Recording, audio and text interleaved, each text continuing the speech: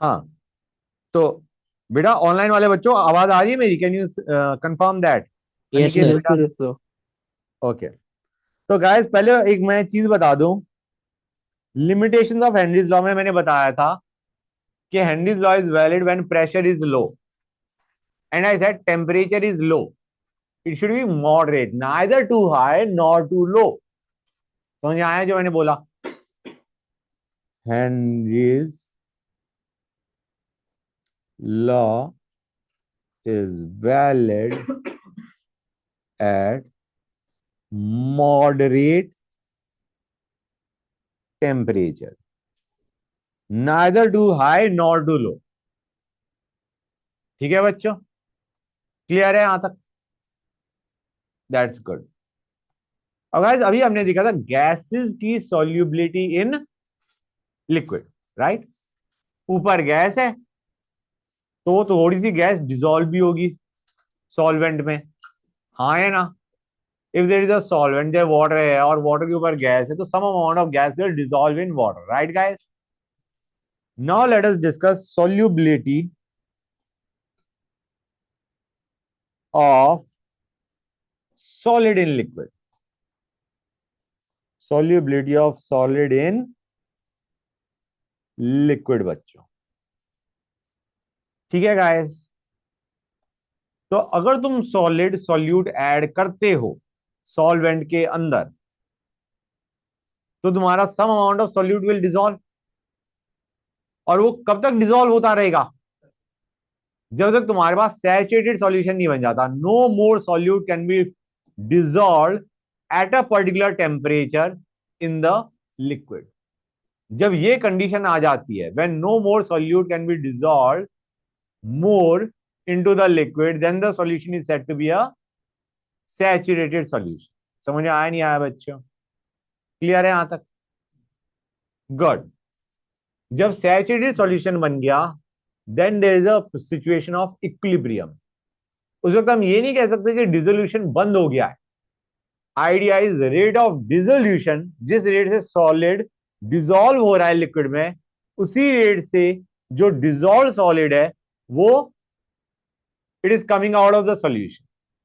It is a dynamic equilibrium, that's what I am trying to convey. जिस rate से तुम्हारा solid dissolve हो रहा है लिक्विड में, उसी रेट से हमारा जो डिसॉल्व सॉलिड था वो क्रिस्टलाइज हो रहा है from the solution. It is a position of equilibrium. Rate of dissolution is equal to rate of crystallization. समझ आ रहा है नहीं आ रहा है बच्चों? कोई doubt? Initially you have a unsaturated solution. Unsaturated का मतलब समझ गए? मोर solute can be dissolve, more solid can be dissolve in liquid बच्चों, हाँ है ना? At equilibrium,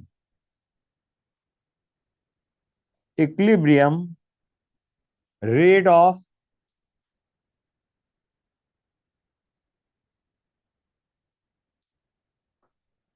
dissolution is equal to that of crystallization। crystallization मतलब that dissolved solid coming out of the solution। समझ में आ रहा है नहीं आ रहा है बच्चों? क्लियर है यहां तक? And solution is saturated.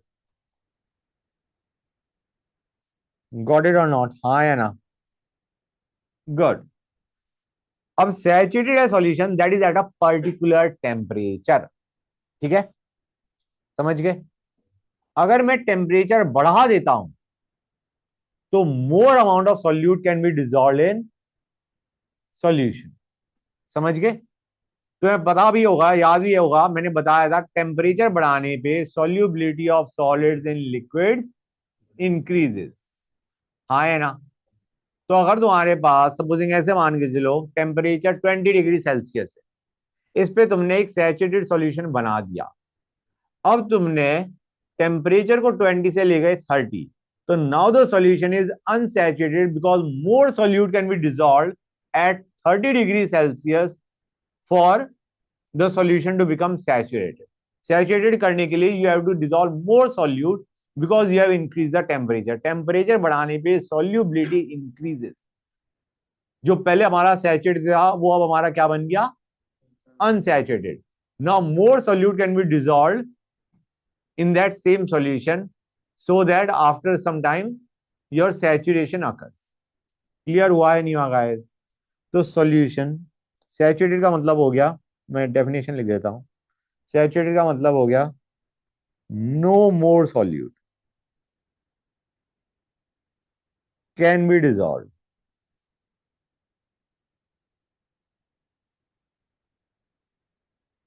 Eight particular temperature. Temperature dependent होता है सॉल्युबिलिटी। क्लियर है guys?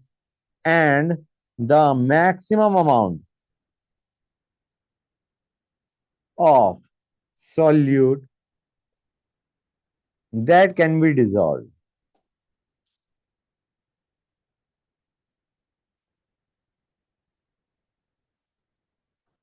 at dissolved in solvent at particular temperature, इससे ज्यादा डिजोल्व नहीं कर सकते। मैक्सिमम जो हमारा डिजोल्व करा जा सकता है that is termed as solubility of solid in liquid.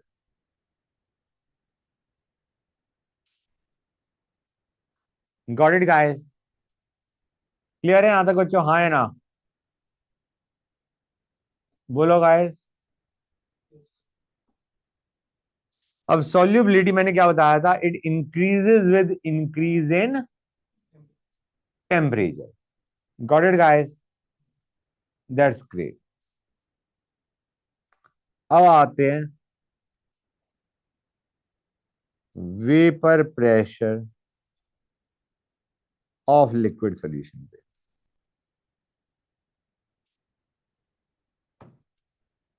यहां तक नोट कर लिया गाइस?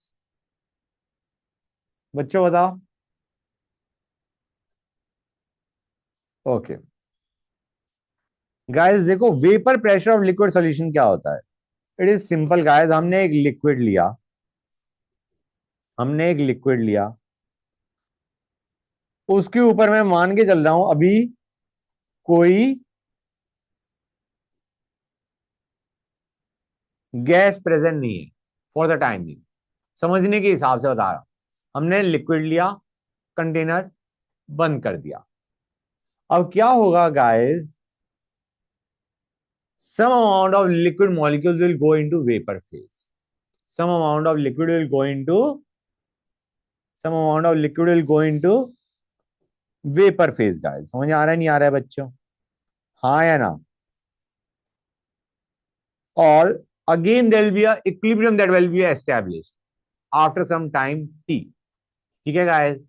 उस वक्त क्या होगा, rate of molecules going to vapor phase will become equal to the rate at which the molecules in gas phase are going into liquid। Vapour phase में जो मॉलिक्यूल्स हैं वो जिस रेट से लिक्विड में जा रहे हैं उसी रेट से लिक्विड के molecules are going into vapour and equilibrium is established at equilibrium.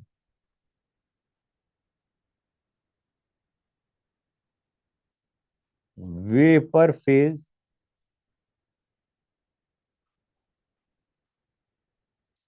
से लिक्विड फेज में जाना और लिक्विड फेज से वेपर फेज में जाने का रेट बराबर हो जाएगा। ठीक है बच्चों? क्लियर है यहां तक? मतलब there are some molecules of that substance in liquid phase, some are in vapour phase. ठीक है गाइस? और जिस रेट से लिक्विड वेपर में जा रहा है उसी रेट से वेपर्स लिक्विड में जा रहे हैं एट इक्विलिब्रियम। उस टाइम पे जो लिक्विड के मतलब लिक्विड वाले सब्सटेंस के जो वेपर्स हैं, the vapours of the liquid above the liquid, मतलब vapors of the substance above the liquid, those are exerting some pressure। उस प्रेशर को हम बोलते हैं vapour pressure. The pressure exerted by the vapors of the substance present in the liquid phase, the same substance present in liquid phase, that is known as vapor pressure। मैं काम करता हूं definition लिख देता हूं, it will be more clear. Pressure exerted by what? Pressure exerted by vapors. Vapor molecule बोल देता हूं मैं, that would be better. Pressure exerted by vapor molecules on the surface of liquid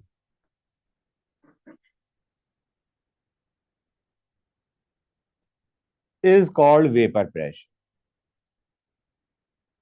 ठीक है बच्चों? एट इक्विलिब्रियम रेदर, ये भी लिख लो, इंपॉर्टेंट है. At equilibrium is vapour pressure. समझ गए गाइस?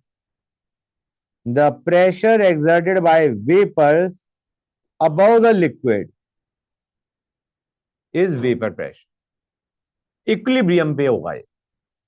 इक्विलिब्रियम एस्टैब्लिश नहीं हुआ है अभी, तो जो प्रेशर है that is not vapour pressure. Clear है गाइस? समझ गए यहां तक? गुड. तो यहां पे तुम्हारा ये दोनों रेट बराबर हो गए. ये दोनों रेट क्या हो गए हैं? बराबर हो गए हैं. उस वक्त pressure exerted by the vapours is known as vapour pressure. Clear है गाइस? गुड. अब वेपर प्रेशर किस किस चीज पे डिपेंड करता है? Vapour pressure depends on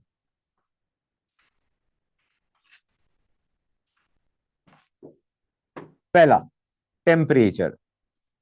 temperature ज्यादा होगा तो डू यू रियलाइज और नॉट, ये जो एक तरीके रिएक्शन के टर्म में सोचा जाए तो हम किसकी बात करें? A liquid, A gas. Right guys? ये है या नहीं है? अब मुझे सिंपली बताओ, टेम्परेचर बढ़ाऊंगा मैं, ये रिएक्शन किस टाइप की है? वेपर्स में भेज रहे हैं हम. This is endothermic. लिक्विड है, लिक्विड को हम गैस में भेज रहे हैं. We are supplying heat so that the molecules of liquid go to vapour phase. समझ में आ रहा है नहीं आ रहा है? तो this is a endothermic, delta H positive. अब मुझे सिंपली बताओ, अगर मैं टेम्परेचर बढ़ाऊंगा तो ये रिएक्शन फॉरवर्ड जाएगी या बैकवर्ड जाएगी? एंडोथर्मिक में जब तुम टेम्परेचर बढ़ाते हो, रिएक्शन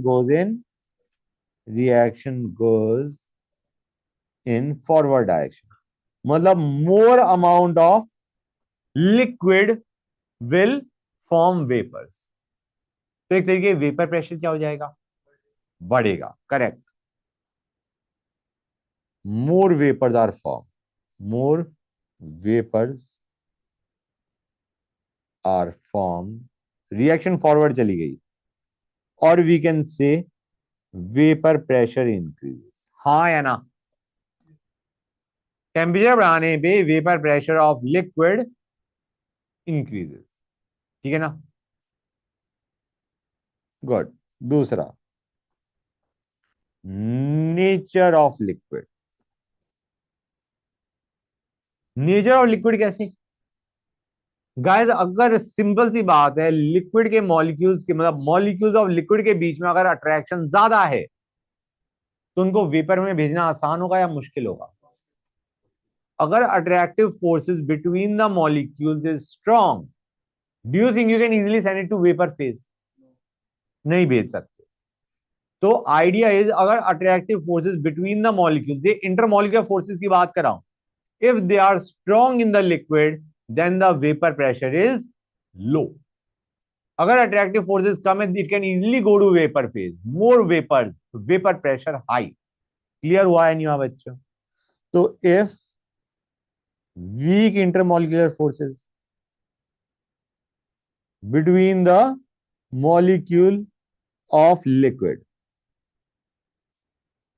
तो vapor pressure high. समझ में आ रहा है नहीं आ रहा है बच्चों? क्लियर है गाइस? गुड. और स्ट्रॉन्ग फोर्सेस, तो तुम्हारा वेपर प्रेशर इज लेस, क्योंकि उनकी वेपर में जाने की टेंडेंसी नहीं है, अट्रैक्शन ज्यादा है. वेपर में जाने के लिए you have to minimise the forces of attraction between the molecules of liquid, vapour phase में भेजने के लिए. समझ में आ रहा है नहीं आ रहा है? तो जितने फोर्सेस स्ट्रांग होंगे उतना वेपर प्रेशर कम होगा. Got it? गुड. अब देखो बच्चों, राउल्स लॉ क्या कहता है?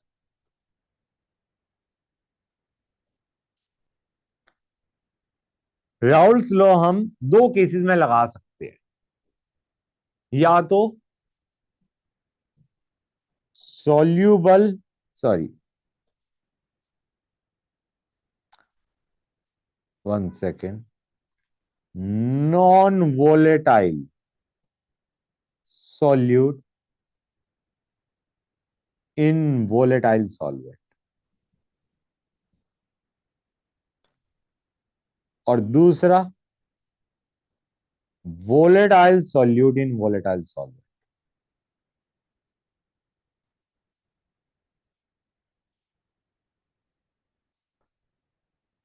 ज्यादातर ज्यादातर तुम्हारा नॉन वोलेटाइल सॉल्यूट कब आता है? जब तुम सॉलिड इन लिक्विड लेते हो। नमक को पानी में डिजोल्व कर दिया, तो नमक है दैट इज नॉन वोलेटाइल, हाँ है ना? और जो वाटर है दैट इज वोलेटाइल। तो जो पहला केस है वो ज्यादातर कब देखा जाता है? When solid is dissolve in liquid. और जब लिक्विड इन लिक्विड होता है तो तुम्हारा सेकंड केस बनता है, बोथ आर वॉलेटाइल। सॉल्यूट भी वॉलेटाइल है, सॉल्वेंट भी वॉलेटाइल। वॉलेटाइल का मतलब है which can easily go to vapour phase. समझ गए बेटा? एट अ पर्टिकुलर टेम्परेचर अगर वो तुम्हारा वेपर फेज में नहीं जा रहा है तो it is non volatile. Non volatile मतलब इजीली वेपर फेज में ना जाना। क्लियर है? तो हमारा ये होता है सॉलिड इन लिक्विड में, और ये होता है लिक्विड इन लिक्विड। दोनों के लिए राउल्स लॉ है। ठीक है गाइस? राउल्स लॉ सिंपली एक चीज कहता है, pressure of component above solution is directly proportional to mole fraction of component in solution। कुछ समझ में आया? जितनी ज्यादा मोल फ्रैक्शन होगी, सपोज मैं एग्जांपल लेता हूं, ethanol in water. Ethanol solute है, वाटर सॉल्वेंट। जितना वाटर का कंटेंट ज्यादा होगा सॉल्यूशन के अंदर, उसी के प्रोपोर्शन में उसका प्रेशर होगा above the solution. More is the mole fraction of solvent in solution. Proportional will be the pressure of water above solution. समझ आ रहा है नहीं आ रहा है? We are comparing the mole fraction of a component in solution with the pressure exerted by its vapors above the solution. समझ आया नहीं आया? जितना मोल फ्रैक्शन एक कंपोनेंट का सॉल्यूशन में होगा उसी के प्रोपोर्शनल वो प्रेशर एक्सर्ट करेगा, वेपर प्रेशर एक्सर्ट करेगा अबव द सॉल्यूशन। हाँ, हाँ, समझ गए गाइस? क्लियर है यहां तक? कोई डाउट किसी बच्चे को? जितना एक कंपोनेंट होगा सॉल्यूशन के अंदर उसी के प्रोपोर्शनल उसका प्रेशर होगा above the solution. We are comparing a mole fraction of component in solution with the pressure exerted by its vapors above the solution. Got it or not? Good. तो P is directly proportional to X. तो P is equal to P naught X. That is what we get. समझ आया नहीं आया बच्चों? अब P naught is the proportionality constant. This is the proportionality constant. ये होता है vapour pressure of pure component.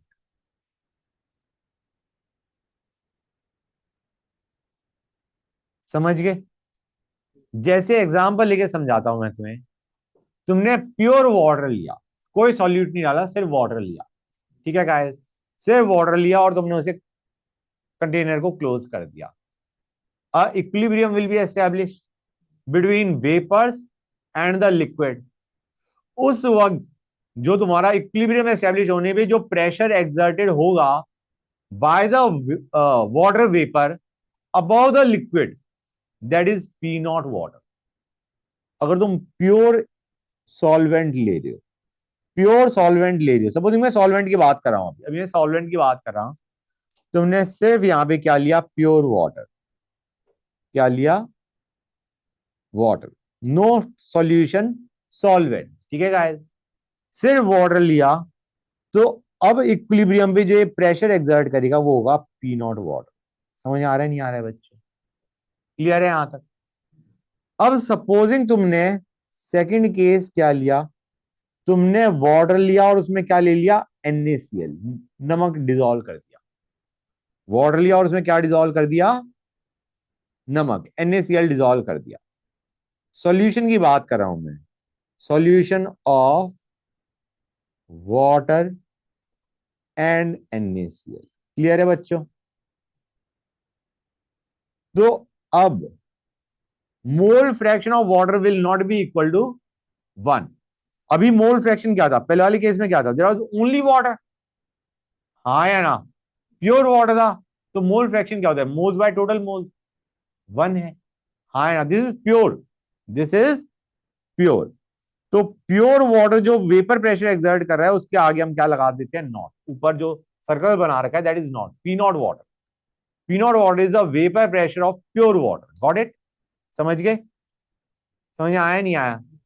अब मैंने NaCl लिया, NaCl के कारण, NaCl के कुछ मॉलिक्यूल सरफेस पे भी होंगे, let us consider this is NaCl के मॉलिक्यूल, ठीक है बच्चों?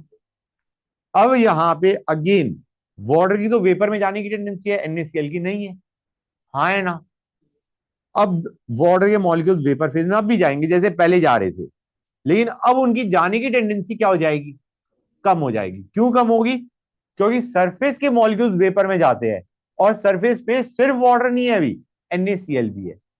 NaCl खुद तो वेपर में जा नहीं रहा और वाटर को जाने से रोक रहा है क्योंकि वो सरफेस पे प्रेजेंट है, वाटर को पूरा सरफेस नहीं मिल रहा वेपर स्टेट में जाने के लिए।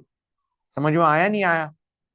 तो अब जो वाटर मॉलिक्यूल्स वेपर फेज में जाएंगे वो कम जाएंगे as compare to pure water.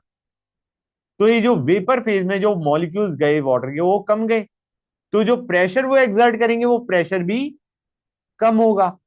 तो मैं यहां पे क्या कह सकता हूं, pressure exerted by water vapour will be P naught water vapour into mole fraction of water in this solution. समझ में आया नहीं आया? क्लियर हुई ये चीज या नहीं हुई?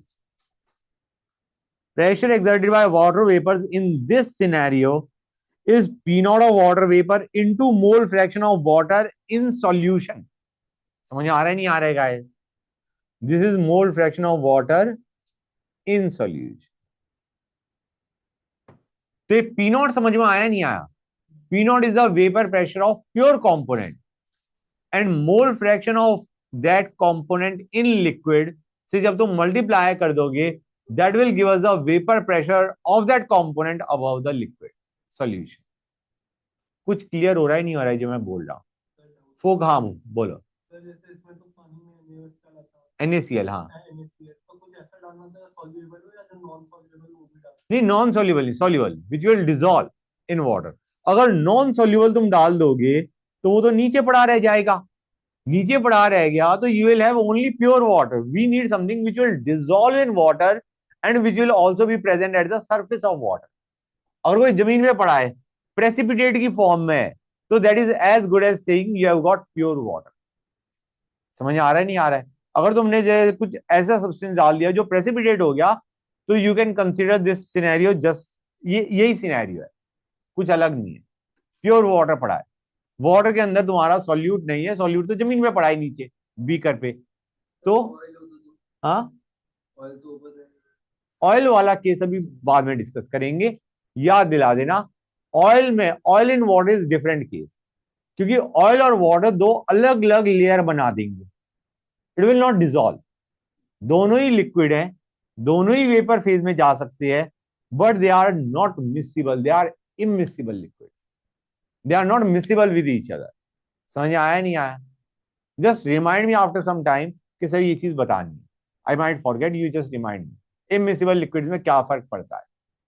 अभी तक यहां तक समझ आ रहा है?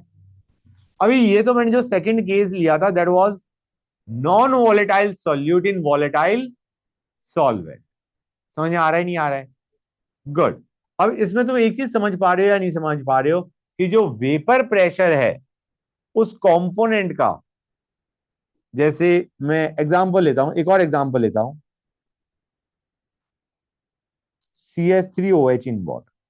ओके गाइस, ये है तुम्हारा क्या, जिसमें सॉल्वेंट भी वॉलेटाइल है और सॉल्यूट भी वॉलेटाइल है। यहां पे हमारा फॉर्मूला क्या बनेगा, पी ऑफ, में काम करता हूं, मैं इसको ऐसे लिख देता हूं, B is always for solute, A is always for solvent. ये मेरी नोटेशन है, B is solute, A is solvent.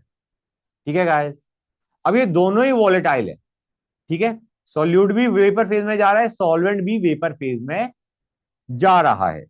तो क्या मैं कहता हूं, pressure exerted by B above the solution will be equal to P not B into mole fraction of B in solution. हाँ या ना? समझ गए? Pressure exerted by solute is equal to vapour pressure of pure B into mole fraction of B in solution. Got it? Similarly pressure exerted by solvent is equal to P naught A into mole fraction of solvent in solution। हाँ है ना? एक चीज तुम्हें समझ में आ रही होगी कि pressure exerted by a component in solution is less than vapor pressure of pure component। हाँ है ना? क्लियर है गाइस? जैसे तुमने वाटर और इथेनॉल लिया, तो वाटर का contribution to vapour pressure will be less than vapour pressure of pure water, क्योंकि अब मॉलिक्यूल्स ऑफ सॉल्यूट भी है और सॉल्वेंट भी है सरफेस पे। ना सॉल्वेंट पूरा ऊपर जा पा रहा है, ना सॉल्यूट पूरा ऊपर जा पा रहा है। तो दोनों का pressure, individual pressure will be less than vapour pressure of pure A and pure B. PA will be less than P not A, PB will be less than P not B. समझ में आया नहीं आया? ये चीज कितने बच्चों को क्लियर होगी जो मैंने अभी बताई है? हाँ या ना? समझ गए? PB is less than P not B, PA is less than P not A, क्योंकि सरफेस पे दोनों प्रेजेंट है। ना ए को पूरा चांस मिल पा रहा है वो गैस मतलब वेपर फेज में जाने का, ना बी को मिल पा रहा। किसी बच्चे को कोई डाउट यहां तक? गुड। और पी टोटल क्या हो जाएगा?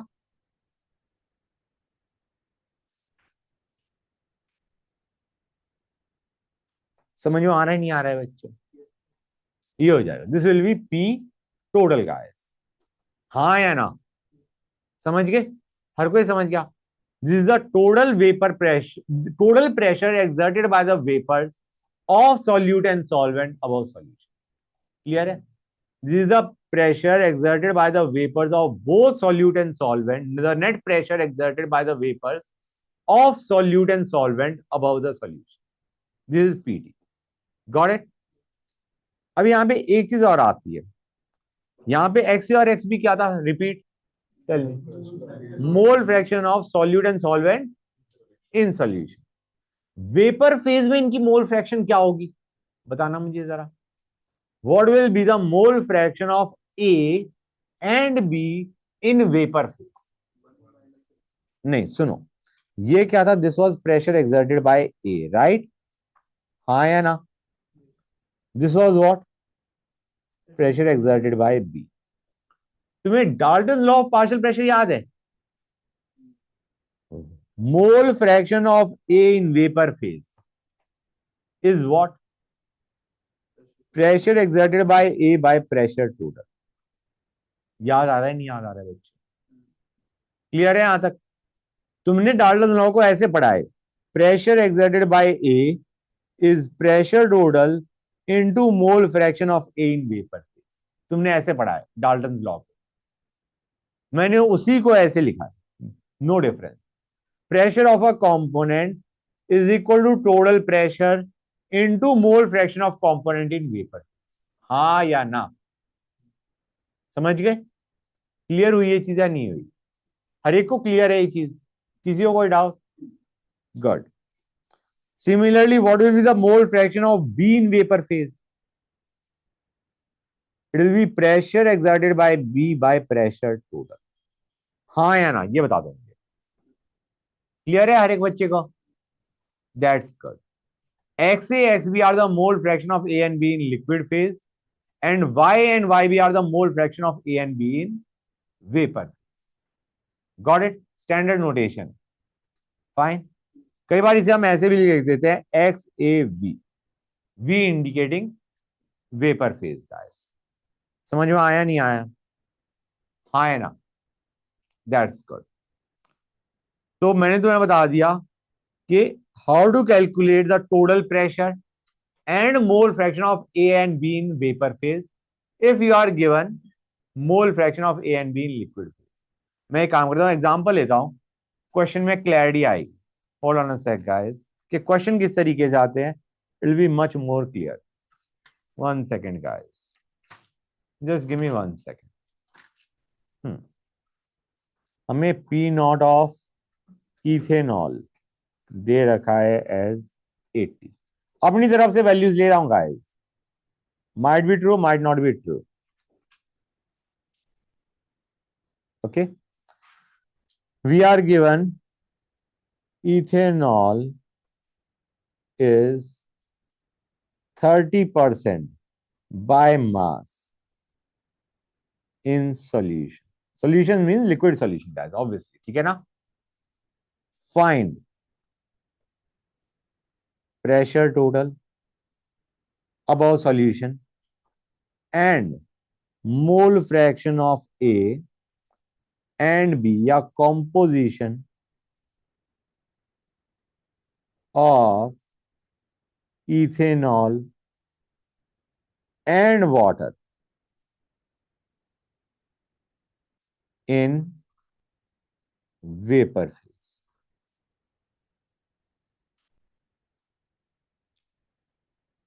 बताओ बच्चों कैसे करेंगे? इसमें मैंने थोड़ा बहुत some basic concept of chemistry को भी अप्लाई कर दिया।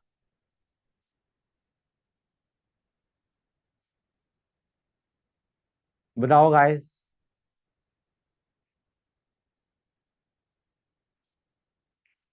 प्रेशर टोटल क्या होगा? P naught of ethanol into mole fraction of ethanol in liquid solution plus P naught of water into mole fraction of water in solution. 30% by mass दे रखा है।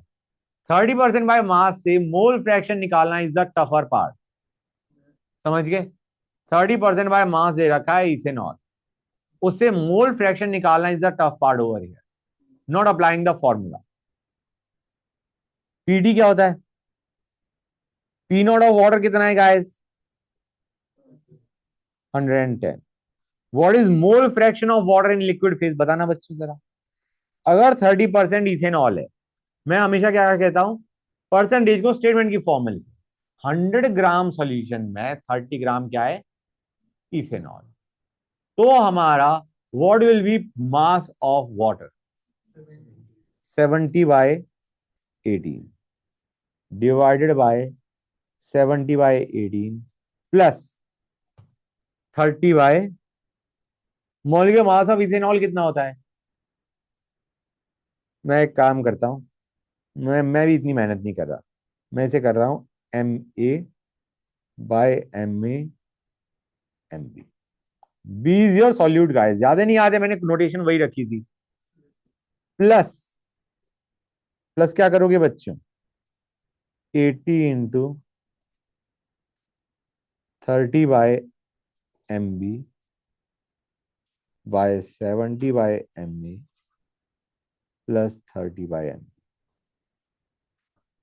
हाँ या ना? बताओ। अब कोई तुमसे क्वेश्चन पूछता है, ये पी टोटल है, total pressure exerted by the vapours above the solution. Got it? That's good. समझ गए ना ये चीज? कितने बच्चों को इसमें डाउट है? डाउट है तो बताओ। Now is the time to speak. है किसी को डाउट? नहीं। हाँ, what is the pressure exerted by water above the solution? What is the pressure exerted by water above the solution? This, यही तो है पीए। पीए तो यही है। What is the vapour pressure exerted, मतलब vapour pressure of ethanol above the solution, this ethanol इतना exert कर रहा है, वाटर इतना एक्सर्ट कर रहा है, टोटल इन दोनों का सम हो गया। हाँ या ना? समझ में आया नहीं आया बताओ? बेसिकली ये तुम्हारा क्या है, पी ए, और ये तुम्हारा क्या है, पी बी। कोई पूछता है what is Y A, Y of water क्या होगा? It will be P of A by P total. समझ आ रहा है नहीं आ रहा है? व्हाट इज योर सॉल्वेंट, समझ गए? And what will be Y of ethanol, B क्या होगा बच्चों? P B by P T. समझ में आया नहीं आया? ये चीज हर एक बच्चे को क्लियर हुई या नहीं हुई? क्लियर है? अच्छा गाइस, अगर सॉल्व करने लगो ना तो प्लीज इस एक्सप्रेशन को सॉल्व मत करना। It would always be better कि तुम एक काम करो, एक को सॉल्व, एक्सप्रेशन लिख दो, पहले एक्सप्रेशन लिख दो अगर लिखने की जरूरत है तो। एक को सॉल्व कर लो, इसको सॉल्व कर लो ब्रैकेट को। अगर ये तुम्हारा एक्स ए है और ये तुम्हारा एक्स बी है, तो you can understand X B will be 1 minus X. समझ आया नहीं आएगा? तो don't solve both the expression, एक ब्रैकेट को सॉल्व कर लो, यहां पे 1 माइनस दैट वैल्यू कर लो। समझ आ रहा है नहीं आ रहा है गाइस? क्लियर टू एवरीबॉडी और नॉट? हाँ या ना? बताओ फटाफट। ठीक है गाइस, तो P total can always be written as P not A x A था, और पी नॉट बी को हमने क्या लिख दिया, एक्स बी को क्या लिख दिया, 1 माइनस एक्स। समझ आया नहीं आया? क्लियर है यहां तक? अब सपोजिंग मैं तुम्हें क्वेश्चन देता हूं, इसी पे बेस्ड क्वेश्चन देता हूं। PT is given to us as ethanol और वाटर ले रहा हूं गाइस, ठीक है बच्चों?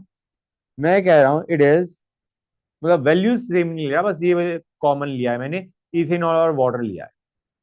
हमें दे रखा है इट इज 110 प्लस 80 एक्स, ये हमें पीटी का एक्सप्रेशन दे रखा है, और हमें पूछा गया है what is P not A and P not be. कितने बच्चों को ऐसा लग रहा है कि सर पहले इसे इस फॉर्मेट में लाते हैं और फिर कंपेयर करते हैं? किसी को ऐसा तो नहीं लग रहा? लग ही रहा होगा, मेजोरिटी को ये लग रहा होगा कि एक काम करते हैं, इसको लिखते हैं P not B plus P not A minus P not B X, and then let us compare it with this expression. हाँ है ना? नहीं समझ आया जो मैंने बोला? मैं ये बता रहा हूं कि ये क्या बन जाएगा, this will be equal to P not A minus P not B X A plus P not B, and now comparing you can say P not B is this and P not A minus P not B is 80, तो तुम P not A और P not be निकाल। मैं ये बोल रहा हूं, अब समझ में आया? But this is a kind of lengthy method. How it is lengthy, let me tell you. इतनी मेहनत हम क्यों करें? हम कहेंगे भाई ये हमें पीटी का एक्सप्रेशन दे रखा है ना, सपोजिंग एक्स ए 1 है, सपोजिंग एक्स ए 1 है, इसका मतलब क्या है, you have got only solvent. X A 1 डालने पे जो पीटी होगा, do you realise it will be nothing but P not A? हाँ या ना? एक्स ए 1 डालने का मतलब है प्योर सॉल्वेंट, और उस वक्त जो प्रेशर होगा वो क्या हो जाएगा, पी नॉट ए के बराबर। हाँ है ना? तो हमारा पी नॉट ए कितना आ गया, 190। अब मैं बात कर रहा हूं एक्स ए को पुट करो 0, मतलब ओनली सॉल्यूट, ओनली सॉल्यूट, तो उसका प्रेशर क्या होगा, पी नॉट बी। अगर सॉल्यूशन में सिर्फ सॉल्यूट है तो उस वो जो प्रेशर एक्सर्ट करेगा वो क्या होगा, पी नॉट बी होगा ना बच्चों? यहां पे एक्स इक्वल टू 0 करो तो पी नॉट बी क्या आ गया, 110। समझ में आया नहीं आया? क्लियर हो गई चीज? Rather than comparing it is easier to see, अगर एक्स ए 1 मतलब प्योर सॉल्वेंट तो उसका प्रेशर क्या हो जाएगा, P not A. X is zero, इसका मतलब प्योर सॉल्यूट, उस वक्त जो प्रेशर होगा that will be equal to P not B. बच्चों ये कितने बच्चों को क्लियर है? समझ में आ रहा है हर एक को? श्योर? हर एक को क्लियर हो गया ना? मतलब just put the values of X equal to 1 to get the pressure of pure A and put X equal to 0 to get the pressure of pure B. Good. अच्छा बच्चों, इस चीज से जो पी नॉट ए और P not be निकाला है, क्या इसे तुम बता सकते हो किसके अंदर इंटरमॉलिक्यूलर फोर्सेस स्ट्रांग होंगे? ए के अंदर ज्यादा होंगे इंटरमॉलिक्यूलर फोर्सेस या बी के अंदर? बी के अंदर, क्योंकि वो वेपर प्रेशर कम एक्सर्ट कर रहा है। वेपर प्रेशर कम कब होता है? जब अट्रैक्टिव फोर्सेस ज्यादा होते हैं। तो इनमें से हम कह सकते हैं इंटरमॉलिक्यूलर फोर्सेस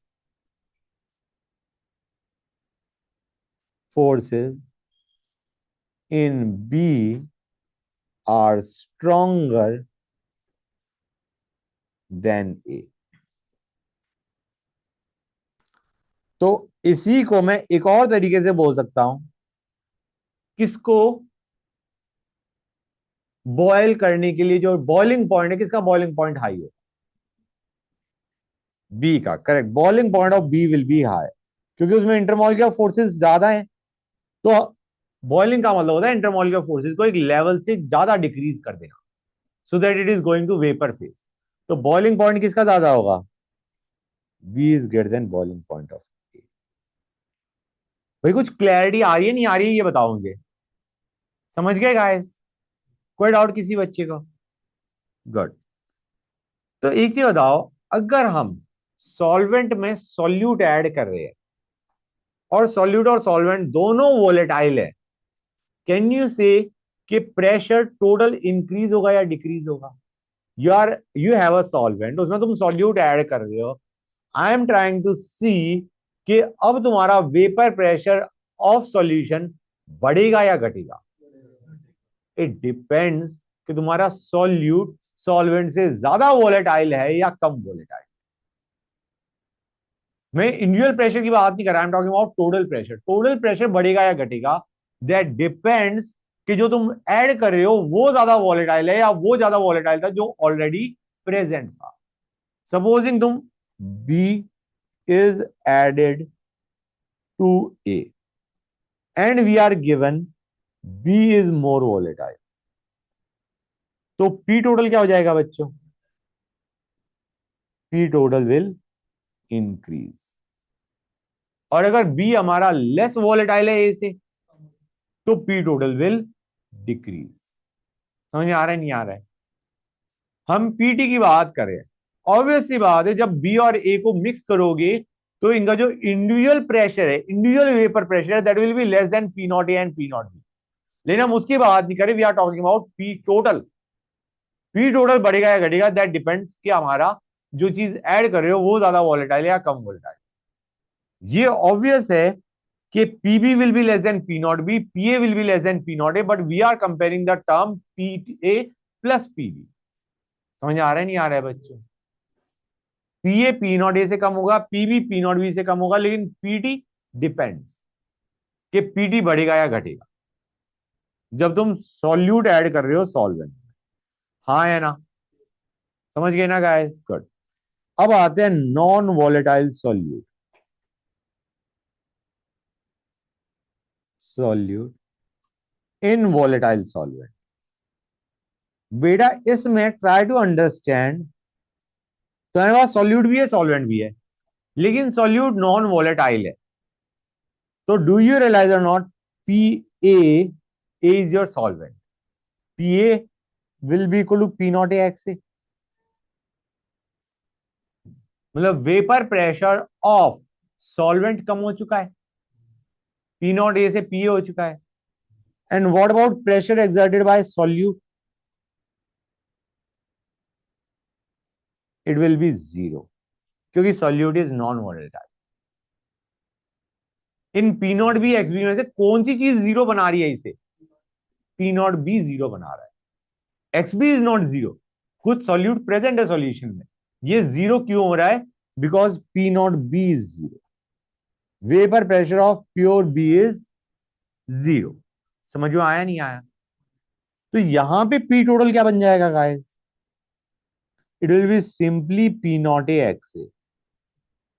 हाँ या ना? समझ में आया नहीं आया? PD will be simply P not A x A. Your solute is not contributing to total pressure. Clear to everybody or not? मतलब इसको हम ऐसे भी बोल सकते हैं, PT is pressure of, pressure above solution, this is the pressure above solution and it is equal to P not A x A. तो अगर तुम नॉन वॉलेटाइल सॉल्यूट कभी सॉल्वेंट में ऐड करोगे, अगर तुम नॉन वॉलेटाइल सॉल्यूट सॉल्वेंट में add करोगे, तो तुम्हारा vapour pressure of solution is always less than before. समझ आ रहा है नहीं आ रहा है? अगर तुम वॉलेटाइल सॉल्वेंट के अंदर नॉन वॉलेटाइल सॉल्यूट ऐड करोगे, तो pressure above solution will always decrease. पहले प्रेशर पी नॉट ए था, अब प्रेशर पीटी हो गया, which is P not A x A. और क्योंकि एक्स ए हमारा वन से छोटा ही होगा, इसका मतलब तुम्हारा P total will be less than P not. तुमने प्योर पानी लिया, उस वक्त प्रेशर पी नॉट ए था, जैसे जैसे नमक ऐड करते आओगे, vapour pressure of solution will decrease, क्योंकि वाटर का वेपर प्रेशर कम हो रहा है और NaCl गधा प्रेशर में कंट्रीब्यूट कर नहीं रहा है। समझ आ रहा है नहीं आ रहा है? सॉल्वेंट का वेपर प्रेशर कम होता जा रहा है और सॉल्यूट कंट्रीब्यूट कर नहीं रहा है वेपर प्रेशर। समझ आया नहीं आया? तो if we talk about non volatile solute in volatile solvent, vapour pressure of solution decreases. समझ में आया नहीं आया? Pressure about solution, vapour pressure decreases on addition of non volatile solute. अरे समझ में आया नहीं आया? क्लियर हो गई ये चीज हर एक बच्चे को? क्लियर? That's good. ये वेपर प्रेशर ऑफ सॉल्यूशन की बात कर रहा हूं, net it will decrease. Okay, अब आते हैं इमिसिबल लिक्विड्स। इमिसिबल लिक्विड्स में क्या होता है? जैसे ऑयल और वाटर ले लिया, गेटिंग द आइडिया नॉट, जो मिक्स नहीं हो रहे। अब जब मिक्स नहीं हो रहे तो they are forming two different layers, नीचे ज्यादा डेंस वाला, ऊपर लाइटर वाला। वहां पे पी टोटल क्या हो जाएगा? हम कहेंगे it is P not A x A plus P not B X P. यही तो होता है बच्चों, हाँ है ना? लेकिन guys X A and x B are the mole fraction in the liquid mixture, right? यहां पे तो दोनों ने अलग अलग लेयर बनाई, जहां पे ए है वहां पे बी नहीं है, जहां पे बी है वहां पे ए नहीं है। तो can I put x A equal to one and x B equal to one? Obvious है, जहां पे ए है वहां पे ए ही है, जहां पे बी है वहां पे बी है।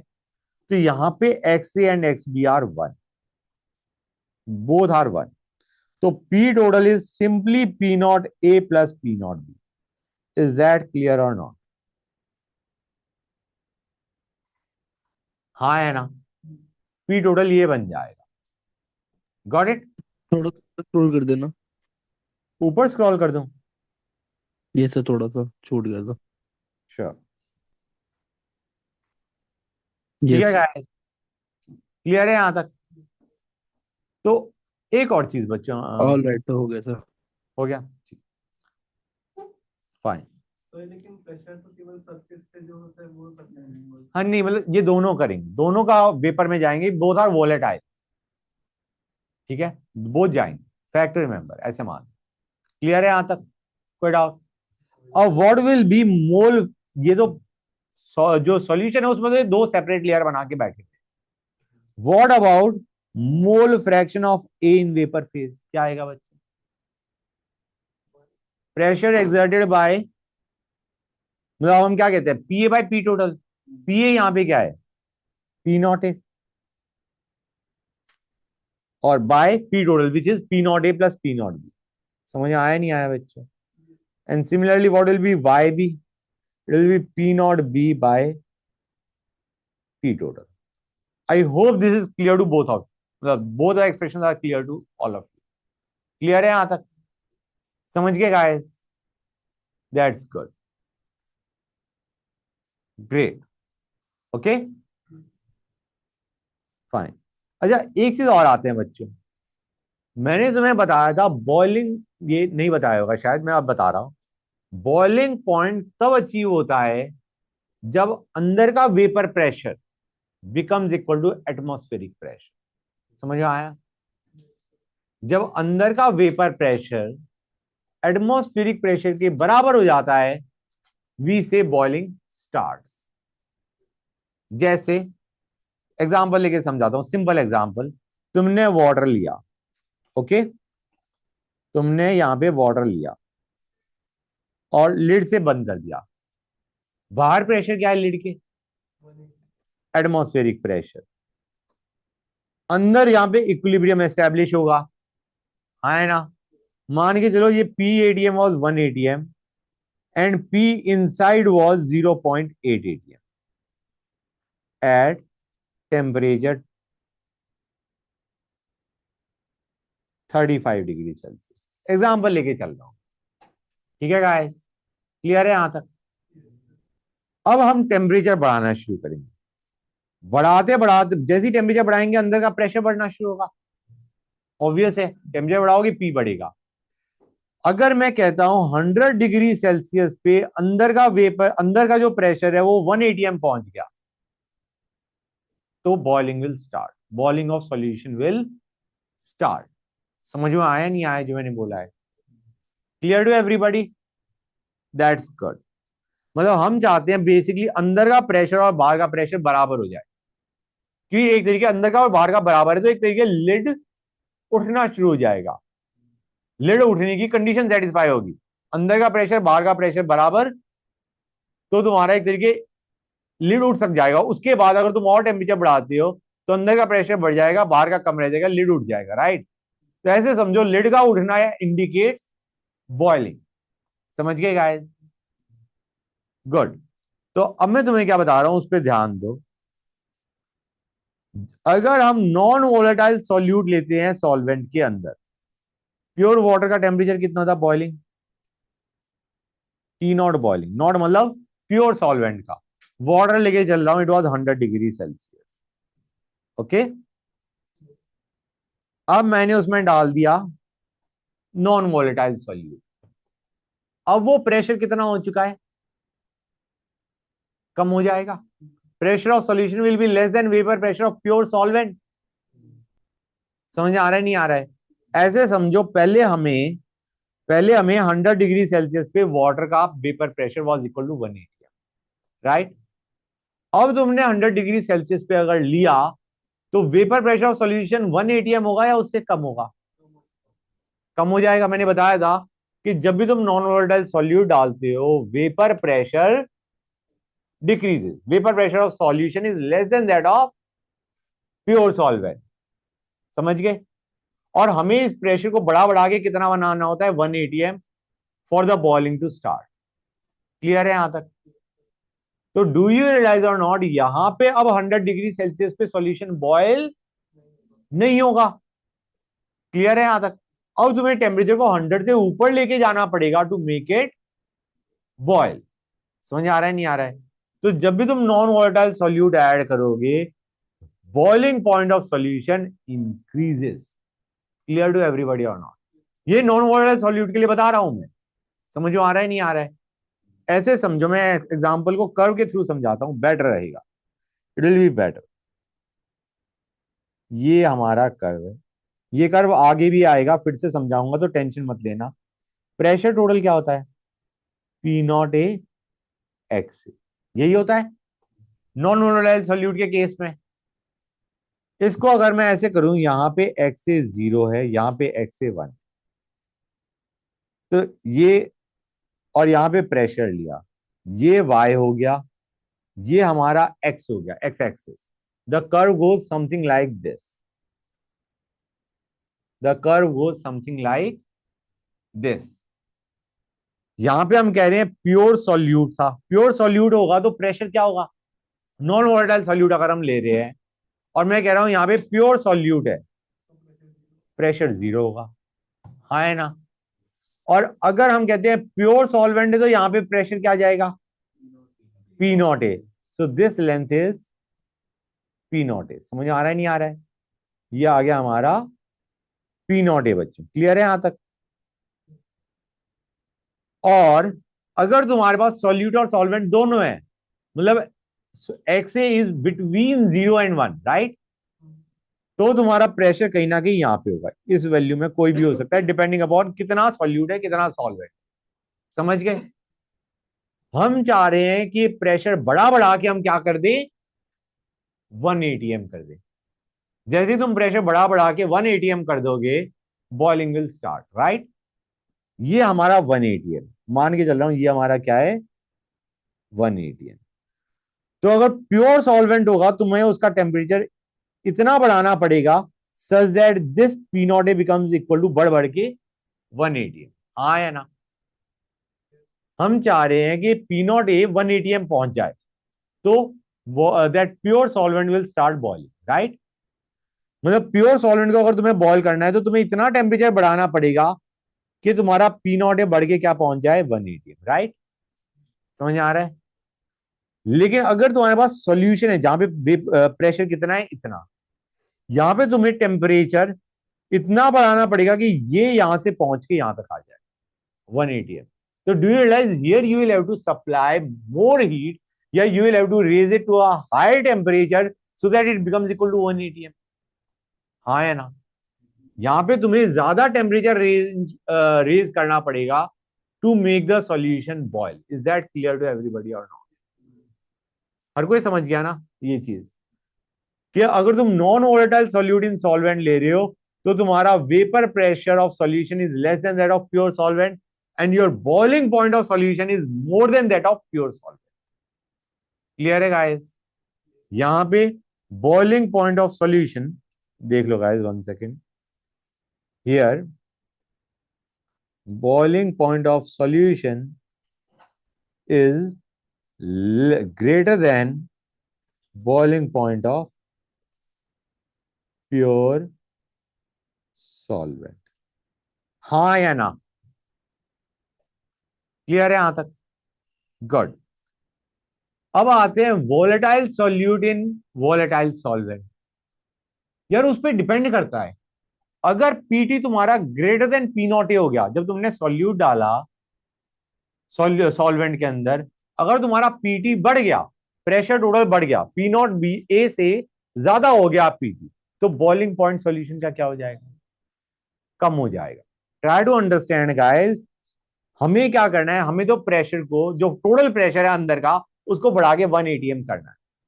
अभी सपोजिंग 0.8 atm था प्योर वाटर का, तुमने उसमें वॉलेटाइल सॉल्यूट डाला और प्रेशर कितना हो गया, 0.9। मतलब solute is more volatile than solvent, तभी तो प्रेशर बढ़ेगा ना। अब 0.9 को 1 भेजना आसान है या 0.8 को 1 भेजना आसान है, 0.9 आसानी से 1 रीच कर जाएगा। तो इसके लिए boiling point of solution will become less than the boiling point of pure solvent. समझ आ रहा है नहीं आ रहा है। If you add a volat more volatile solute to a volatile solvent, boiling point of solution decreases. Is that clear to everybody और not, जो मैंने बोला है हर एक को क्लियर है। And if I add a less volatile solute to volatile solvent, तो तुम्हारा boiling point of solution increases as compared to pure solvent। Clear है गाइस। और अगर मैं इमिसिबल लिक्विड्स की बात करूं, definitely boiling point is less than that of both solvent and solute. Immiscible liquids ले रहे हो तो प्रेशर रोल क्या है, पी नॉट ए से भी ज्यादा है, पी नॉट बी से भी ज्यादा है, तो it will boil at a lower temperature than both the component solute as well as solvent. अभी इसको बताता हूं, समझाता हूं, यहां तक समझ में आ गया, अभी तक जितना मैंने बताया उतना क्लियर है। Once I go with the graphs everything will become more clear. ठीक है गाइस, जहां तक समझ गए हो, थोड़ा बहुत मतलब ये कर्व का बेसिक आइडिया तुम्हें मिल गया होगा, मिल गया, गुड। अब मैं कर्व्स ही बता देता हूं पहले, उसके बाद will go on to anything else जो हमें करना है। पहले आते हैं non volatile solute.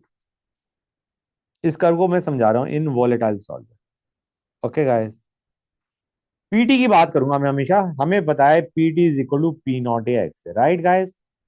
X B वाली टर्म तो आएगी ही नहीं क्योंकि पी नॉट भी जीरो है। हाँ है ना? कोई डाउट किसी बच्चे को? तो इसका जो कर्व जाता है वो ऐसे जाता है। मैं फिर से बना रहा हूं, ऑल्दो बना चुका हूं, but I am drawing all the curves now, तो आई एम रिपीटिंग इट। यहाँ पे एक्स से जीरो है, मतलब pure solute, this indicates pure solute. And X से equal to one, this indicates pure solvent. Solution के लिए जो एक्स है वो इन दोनों के बीच में लाई कर रहा होगा, because there is solute and solvent both present.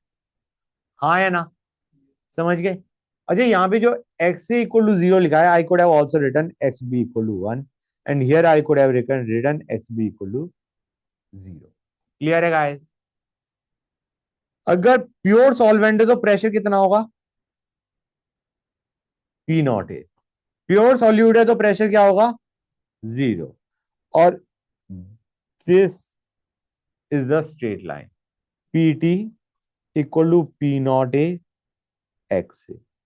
जब एक्स ए जीरो तो pressure P T zero, X A one तो प्रेशर पी नॉट ए। और अगर कोई कहता है supposing X A is 0.8, X A is 0.8, तो हम कहेंगे भाई 0.8 कहीं ना कहीं इधर होगा। उस वक्त प्रेशर ऑफ सॉल्यूशन क्या आ जाएगा? इतना। This will be the pressure above solution. समझ आ रहा है नहीं आ रहा है? जिसमें कंट्रीब्यूशन सिर्फ किसका है? सॉल्वेंट का। कंट्रीब्यूशन सिर्फ किसका है? सॉल्वेंट का। अगर हम लेते हैं x A equal to 0.5, x B equal to 0.5, तो एक्स ए 0.5 आ गया, हम कहेंगे this will be the vapour pressure of solution या अबव सॉल्यूशन बेसिकली। समझ आ रहा है नहीं आ रहा है गाइस? क्लियर हुई ये चीजें नहीं हुई? मतलब this is indicating P T. Got it? समझ गए? That's good. बॉइलिंग करना है तो तुम्हें इसे पीएटीएम पहुंचाना पड़ेगा। यहां से प्रेशर बढ़ाना आसान है। अगर प्रेशर यहां पे है तो उसके लिए टेम्परेचर तुम्हें ज्यादा बढ़ाना पड़ेगा for the solution to boil. मतलब here always boiling point of solution is less than more than boiling point of pure solvent. कि यहां पे तुम्हें ज्यादा टेम्परेचर रेज करना पड़ेगा इसे यहां तक पहुंचाने के लिए, यहां पे टेम्परेचर कम रेज करना पड़ेगा 1 एटीएम पहुंचाने के लिए। बॉइलिंग पॉइंट के लिए हमें अंदर का प्रेशर 1 एटीएम पहुंचाना पड़ता है या एटमॉस्फेरिक प्रेशर के बराबर करना पड़ता है। समझ में आया नहीं आया? Good, great.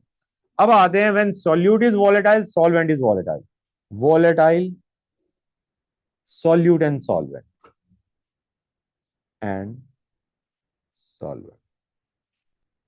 Okay guys, let us see over here. इसमें क्या कर्व बनता है? नीचे बनाता हूं थोड़ा। ये होगा, पहली चीज मैं मान के चल रहा हूं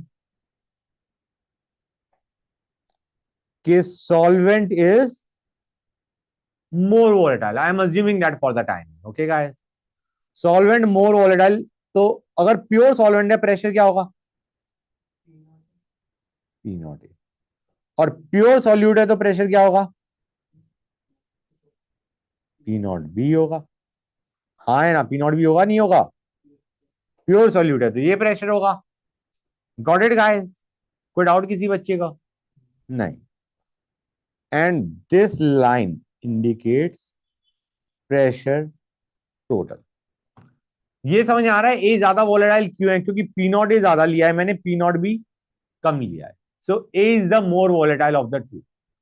जरूरी नहीं है कि हमेशा हो। अगर तुम सॉल्यूट ज्यादा वोलेटाइल लोगे तो ये कर्व कुछ ऐसे जाएगा। अभी मैंने सॉल्वेंट को ज्यादा वोलेटाइल लिया है इसलिए हमारा पी नॉट ए ज्यादा है, P not be come. I am assuming that it might be reverse. ठीक है गाइस? कोई डाउट किसी बच्चे का? अब हम कहेंगे पीटी ऐसे कैसे आ रहा है? पीटी का फॉर्मूला क्या होता था यहाँ पे? P not A x A plus P not B x B. X B को मैं 1 - एक्स ए लिख दूं, क्योंकि एक्स एक्सिस में एक्स ए को मैं 0 से 1 लेके जा रहा हूं। तो I am trying to write the curve in terms of X A. ये क्या बन जाएगा?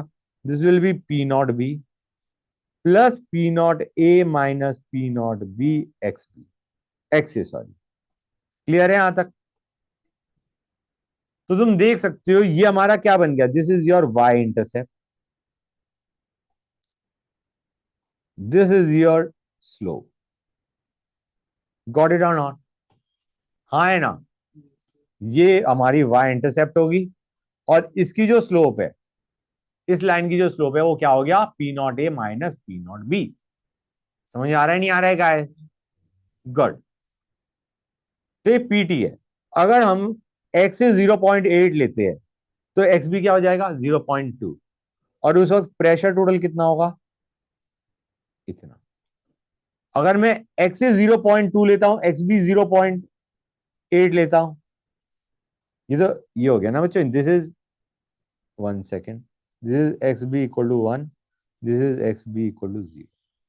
अगर मैं एक्स भी 0.8 लेता हूं तो कहीं this will be the pressure.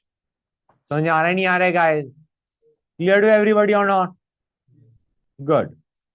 अब इसमें अगर मैं, सुनते आना बच्चों, अभी मैं मान के चल रहा हूं ए इज मोर वोलेटाइल, राइट? हमें पी नॉट ए और पी नॉट बी की वैल्यू कंपेयर करने पता चल गया। अब मुझे बताओ सॉल्यूशन का बॉइलिंग पॉइंट ए से ज्यादा होगा या नहीं होगा, और बी से ज्यादा होगा या नहीं होगा? That is my question. A से ए से ज्यादा होगा, बी से कम होगा।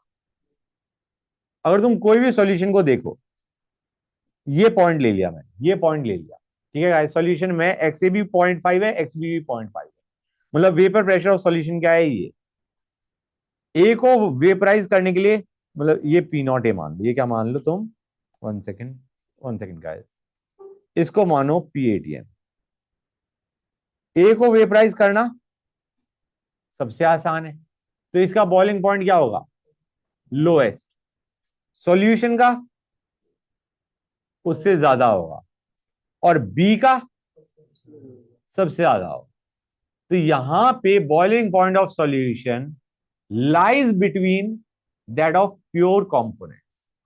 Boiling point of solution is between boiling point of pure components. हाँ या ना? ए से इसका बॉइलिंग पॉइंट ज्यादा होगा, बी से कम। I think it is pretty clear to you. हाँ है ना? गुड।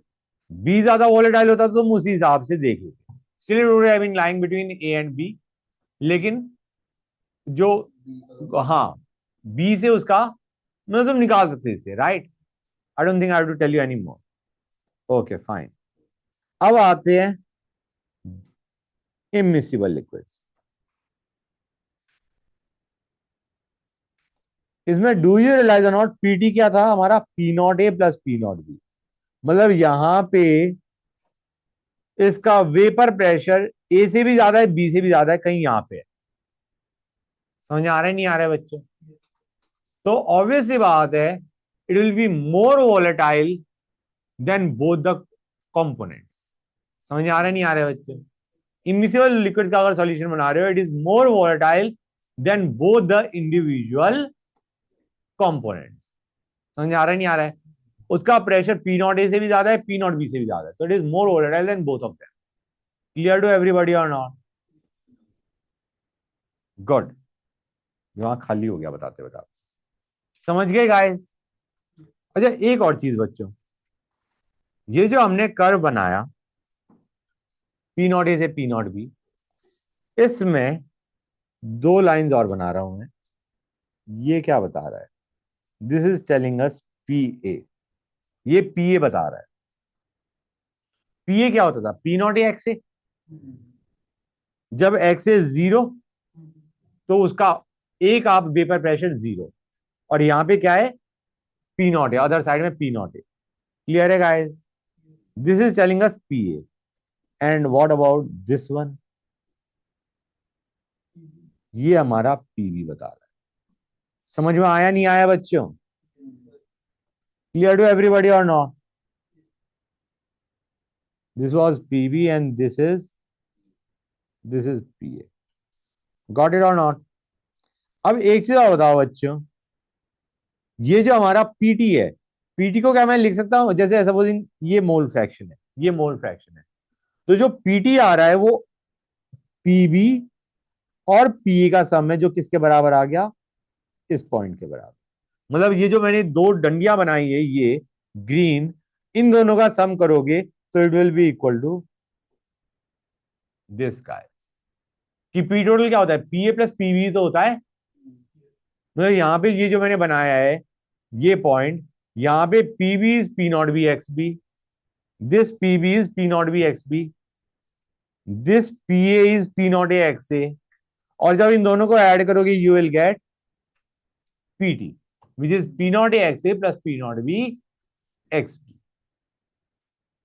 मतलब यहां पे हमने कंपोनेंट्स का प्रेशर भी देख लिया, कंपोनेंट्स का प्रेशर भी हमने देख लिया। This was the pressure of component, solute component, this was the pressure of solvent component.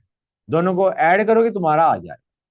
अगर प्योर ए है तो तुम्हारा बी का 0 हो गया, ए का इतना हो गया, और नेट भी इतना ही आ गया। समझ आ रहा है नहीं आ रहा है बच्चे? That's good. तो इंडिविजुअल वेपर प्रेशर यहां से पता चल रहा है रेड लाइन से, और पीटी हमारा टोटल वेपर प्रेशर बता रहा है of components A and B when both are volatile. Clear to everybody और नॉट? दिमाग खाली हो गया करवाते करवाते। समझ गए guys? Good.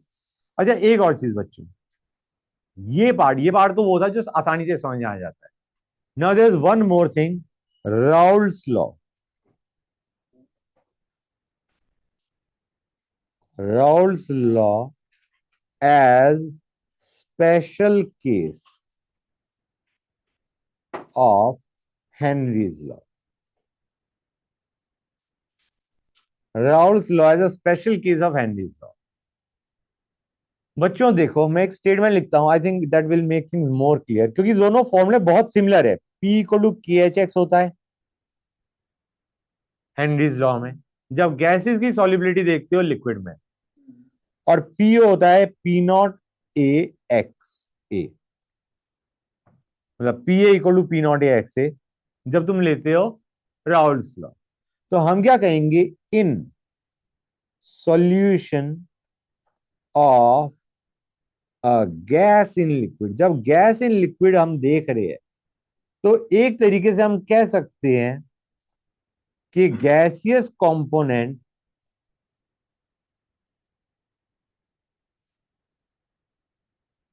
Is so volatile it exists as gas, that it exists as gas। तुम ऐसे मान के चलो, हमारे जो राउल्स लॉ है हम दोनों लिक्विड मानते हैं। अब सपोजिंग एक लिक्विड इतना वोलेटाइल है, ए और बी में बी इतना वोलेटाइल है कि it is existing as gas, तुम्हारा वो हेनरीज लॉ बन गया। मतलब तुम दो वोलेटाइल लिक्विड्स देखो, और एक वोलेटाइल लिक्विड इतना वोलेटाइल है कि at that point, at that temperature, it is existing as gas rather than liquid, तो तुम्हारा हेनरीज लॉ आ गया वो। हाँ या ना बच्चों? ये चीज क्लियर हुई या नहीं हुई? The one of the components is so volatile कि it is not existing as liquid, it is existing as gas. Clear हुआ या नहीं हुआ बच्चों? तो Raoult's law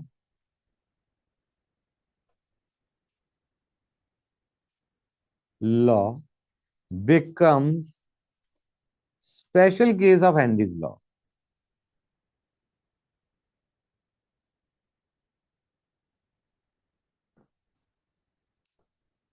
where, yeah, in which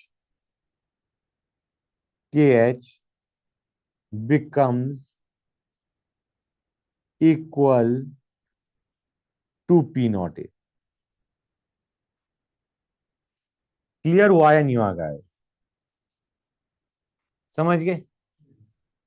KH किसके बराबर हो गया, P नॉट A के बराबर। फाइन, कोई डाउट किसी बच्चे को? अच्छा गाइस एक छोटी सी चीज और बतानी है, let me draw the curve first. कुछ दिक्कत है बेटा? 1 second guys, just let me draw once, उसके बाद अगर कोई डाउट है तो मैं लेता हूं।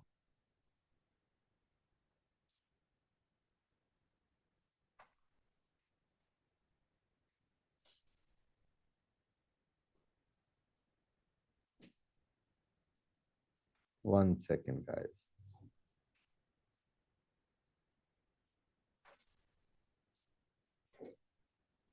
This is the curve. Hold on a sec.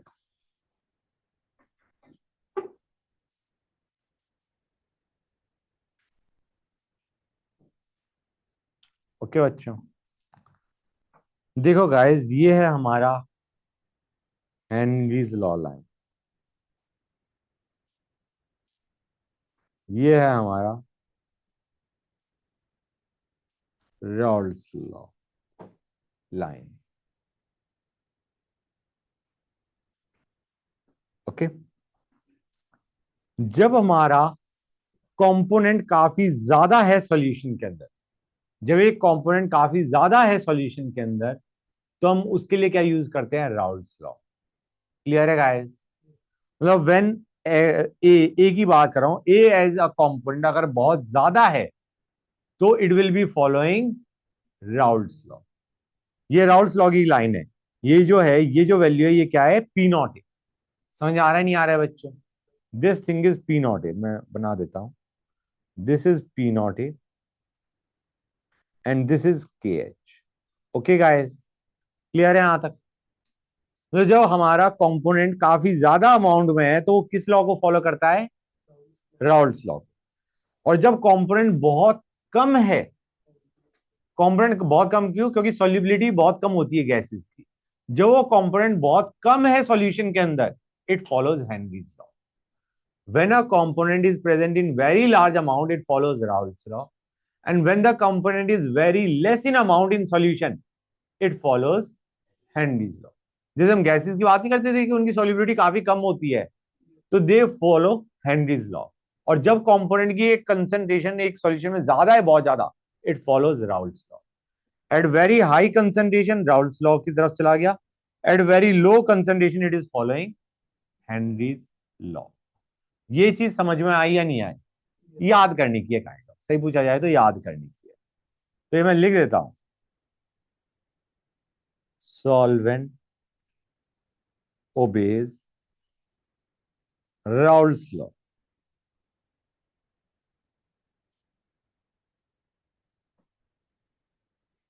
in case of infinite dilution। Infinite dilution मतलब सॉल्वेंट बहुत ज्यादा है, ठीक है ना बच्चों? वेयर एज सॉल्यूट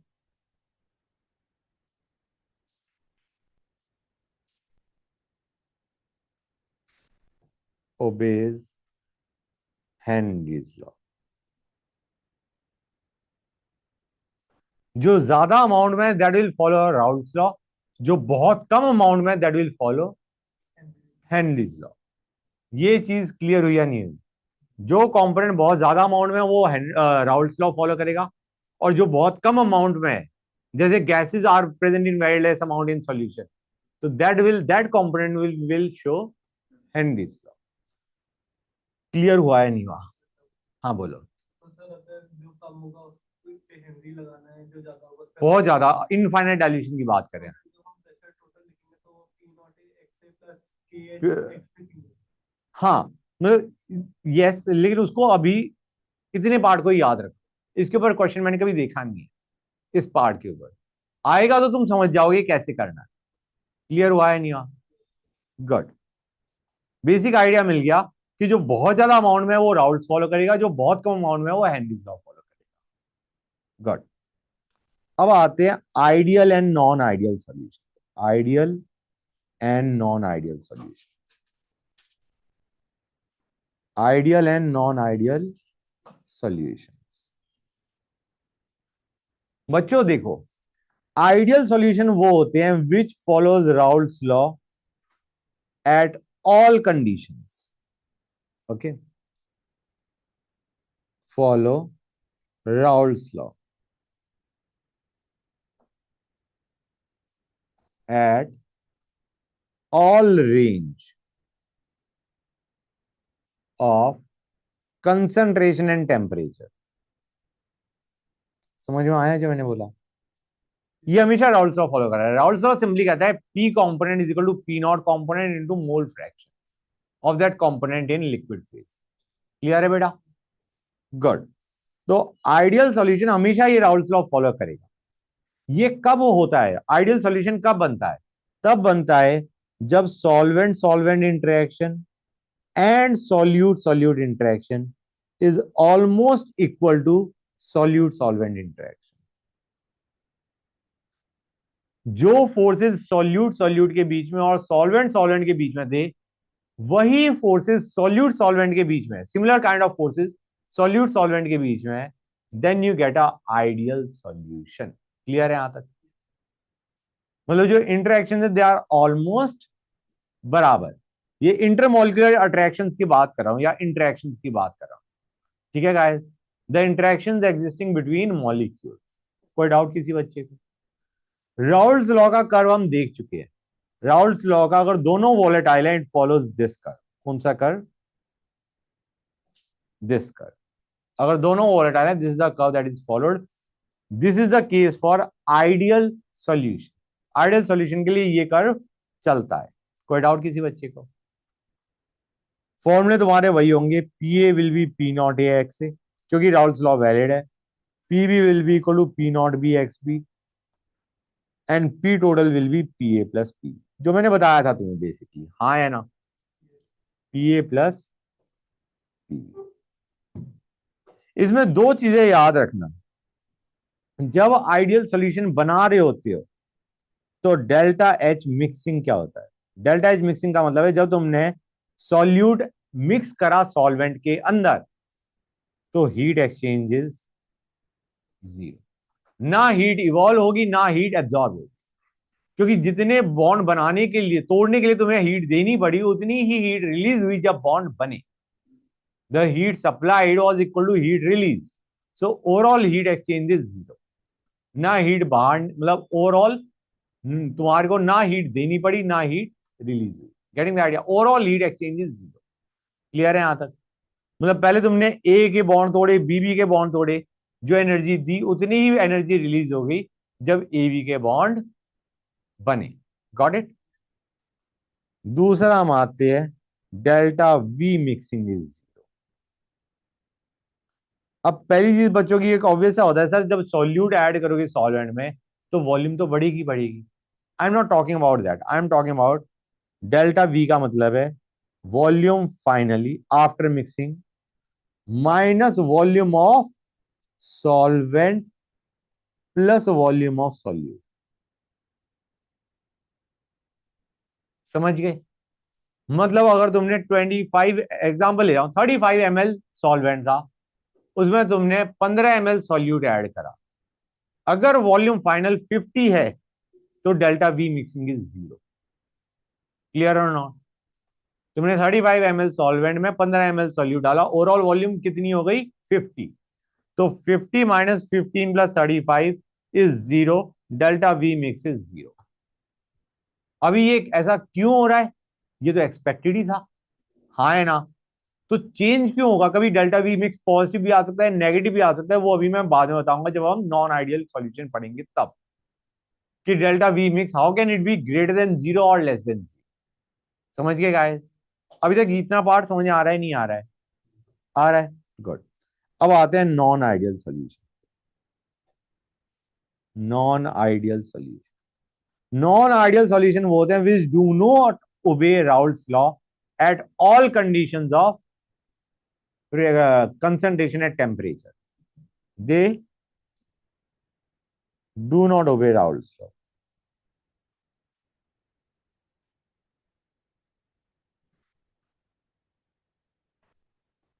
मतलब यहां पे P A is not equal to P not A x and P B is not equal to P not B x. Clear हुआ या नहीं हुआ? Clear guys? हाँ बेटा। मतलब ऑल कंडीशन होते हैं कि सम कंडीशन में? बेटा it does not obey Raoult's law at all concentration and temperature. ठीक है ना? हाँ ठीक है ना बेटा? गुड। कि सारे कंडीशन में ट्रू नहीं कर रहा। Okay good. तो अब देखो बेटा, यहां पे P is not equal to P not X या P B is not equal to P not B X P. तो हम क्या कहेंगे, इसमें दो केसेस बनेंगे। एक है पॉजिटिव डेविएशन, एक है negative deviation from Raoult's law. Positive deviation from Raoult's law तब होता है जब PA is greater than P not A x and PB is greater than P not B X. मतलब जो प्रेशर एक्सपेक्टेड था, ये एक्सपेक्टेड प्रेशर था, ये एक्चुअल प्रेशर है। Expected was P not A x, but PA is not equal to P naught AX, it is more than that in case of positive deviation। समझ आ रहा है नहीं आ रहा है बच्चों? तो अगर तुम्हारा PA is greater than P naught AX and similarly PB is greater than P naught BXB, then you get positive deviation from Raoult's law। तो अब मुझे बताओ प्रेशर टोटल, तुम्हारा प्रेशर टोटल क्या होगा guys? PT, PA plus PB, it will be PA plus PB and it will be greater than P naught AXA plus P naught BXB। Clear or not? Good। तो जब vapour pressure of solution is more than expected, we say it is a positive deviation from Raoult's। Vapor pressure above the solution is more than expected। Got it or not? Good। ये कब होता है? जब AA interaction और BB interaction are stronger than AB interaction. पहले interaction strong थी, अब हो गई वीक, तो पॉजिटिव डेविएशन क्यों आएगा? भाई सिंपली ये समझो कि पहले फोर्सेस स्ट्रॉन्ग थे तो उनकी वेपर फेज में जाने की टेंडेंसी कम थी। अब forces between the molecules of solute and solvent हो गए कम। Forces weak, they can easily go to vapour phase. मतलब जो तुम्हारा प्रेशर एक्सपेक्टेड था उससे ज्यादा प्रेशर आ रहा है क्योंकि उनके बीच में अट्रैक्टिव फोर्सेस कम हो चुके हैं। सॉल्यूट सॉल्यूट के बीच में ज्यादा थे, सॉल्वेंट सॉल्वेंट के बीच में ज्यादा थे, और सॉल्यूट सॉल्वेंट के बीच में कम हो गए। तो जब मिक्सिंग करी तो now molecules have easier, they can easily go to vapour phase. समझ आ रहा है नहीं आ रहा है बच्चों? हाँ बेटा आ रहा है। Good। अब आते हैं डेल्टा एच मिक्सिंग। बेटा तुम पहले स्ट्रॉन्ग बॉन्ड थे, अब वीक है, तोड़ने में तुमने एनर्जी ज्यादा दी और रिलीज कम हुई, कि जो बॉन्ड बने वो वीक बने, वीक बने, एनर्जी कम रिलीज हुई। क्लियर टू एवरीबॉडी और नॉट? गुड। सप्लाई ज्यादा करी to break the bond, strong bond, और रिलीज कम हुई because weaker bonds are form. तो डेल्टा एच मिक्स क्या हो जाएगा? पॉजिटिव। पॉजिटिव। अब आते हैं डेल्टा वी मिक्स पे। किस पे आते हैं next? Delta V mix. It will be less than zero, sorry greater than zero. क्यों बच्चों? It will also be positive. क्यों? सिंपली समझो गाइस, पहले तुमने सपोज तुमने वी सॉल्वेंट, या वी बी लिख देता हूं मैं, V A was 35, V B was 15। तो तुम्हारा वी फाइनली क्या आ जाएगा? से 51। क्यों आया? क्योंकि अब अट्रैक्शन बिटवीन द मॉलिक्यूल्स कम हो गई है, they will be occupying more volume. Simple सी बात है, अट्रैक्टिव फोर्सेस ज्यादा है, that solution becomes viscous type. अगर फोर्सेस स्ट्रांग है तो molecules will be close together. अब हमारा जब सॉल्वेंट में सॉल्यूट ऐड करा, interaction become weaker, interaction weak होगी, they will be occupying more space, more space means volume finally will be more than the volume of solute and solvent present initially। Solute और solvent की जो तुमने amount ली थी उससे solution की volume ज्यादा है। Delta V is over here 1, 51 minus 35 plus 50। Clear और नॉट? गुड। तो delta V mix is also positive. कोई डाउट किसी बच्चे को? Now let us study its curve.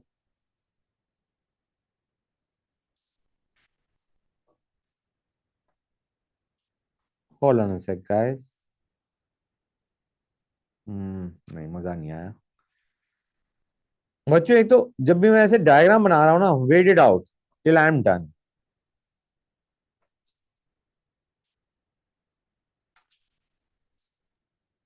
ये है, ये था जो राउल्ट्स लॉ अगर वैलिड होता तो बनता, राइट? अभी पॉजिटिव डेविएशन है। दिस वाज लेट अस से पी नॉट ए, मतलब ये पी ए का कर्व था, ये हमारा पी बी का कर्व था, ये पी नॉट बी था। यही था या नहीं था बच्चों? ये x ए इक्वल टू 0, ये x A equal to 1, right. अब जैसे ही तुमने सॉल्वेंट के अंदर सॉल्यूट डालना शुरू करा, इंटरेक्शन वीक हो गई, vapour pressure is more than expected, right. PA is greater than P not A x A, तो पीए अब जो आएगा वो ये आएगा, दिस इज योर पीए का curve.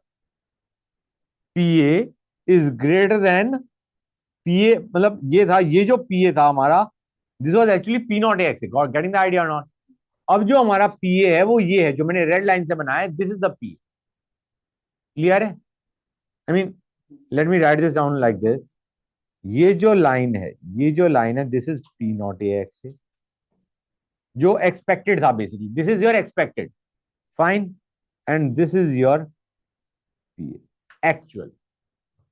Vapour pressure is increasing क्योंकि इंटरेक्ट जो इंटरेक्शन थी between solute and solvent, they are weaker. Clear है guys? Similarly this was what, this was P naught B XP. And what is PB actually? This is your PB. ये हमारा क्या हो गया बच्चों? PB। समझ में आ रहा है नहीं आ रहा है? हाँ या ना? PB। और P टोटल क्या हो जाएगा? PA प्लस PB, हाँ है ना? P टोटल जाएगा कुछ ऐसे ऐसे। समझ में आ रहा है नहीं आ रहा है? This is your PT which is PA plus PB। ये हमारा क्या है? PT। PA plus PB। हाँ या ना बताओ मुझे। Clear to everybody? That's good. कर लिया नोट हर एक ने? ओके, अब आते हैं negative deviation from Raoult's law. Negative deviation from Raoult's law. Negative deviation नहीं लिख रहा। नेगेटिव डेविएशन कब कब होता है बच्चों? जब तुम्हारा वेपर प्रेशर, मैंने उधर क्या लिखा था, मैं उधर वाले सिस्टम पे चलता हूं। हाँ, ऐसे देखो, PA is less than P not A x A and PB is less than P not B X. P total which is PA plus PB is less than P naught A X A plus P naught B X P। अरे कुछ समझ में आया नहीं आया बच्चों? That's good. ये कब होता है? जब इंटरेक्शंस पहले वीक थी और अब स्ट्रांग हो गई है। सॉल्यूट सॉल्वेंट के बीच में interaction are stronger than between solute solute and solvent solvent. ठीक है गाइस? गुड। तो अब जो मॉलिक्यूल्स हैं, they will have lesser tendency to go to vapour. Attraction strong होगी, वो वेपर में क्यों जाएंगे? हाँ या ना? हर एक को क्लियर हो गया? Good. Let us look at the curves guys. फिर बनाओ।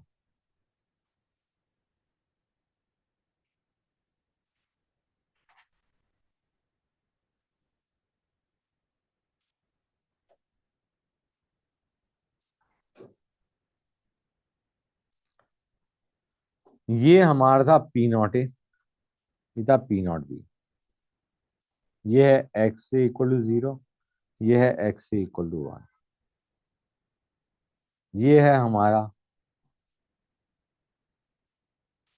पी नॉट ए एक्स से, ये है हमारा P not B X P.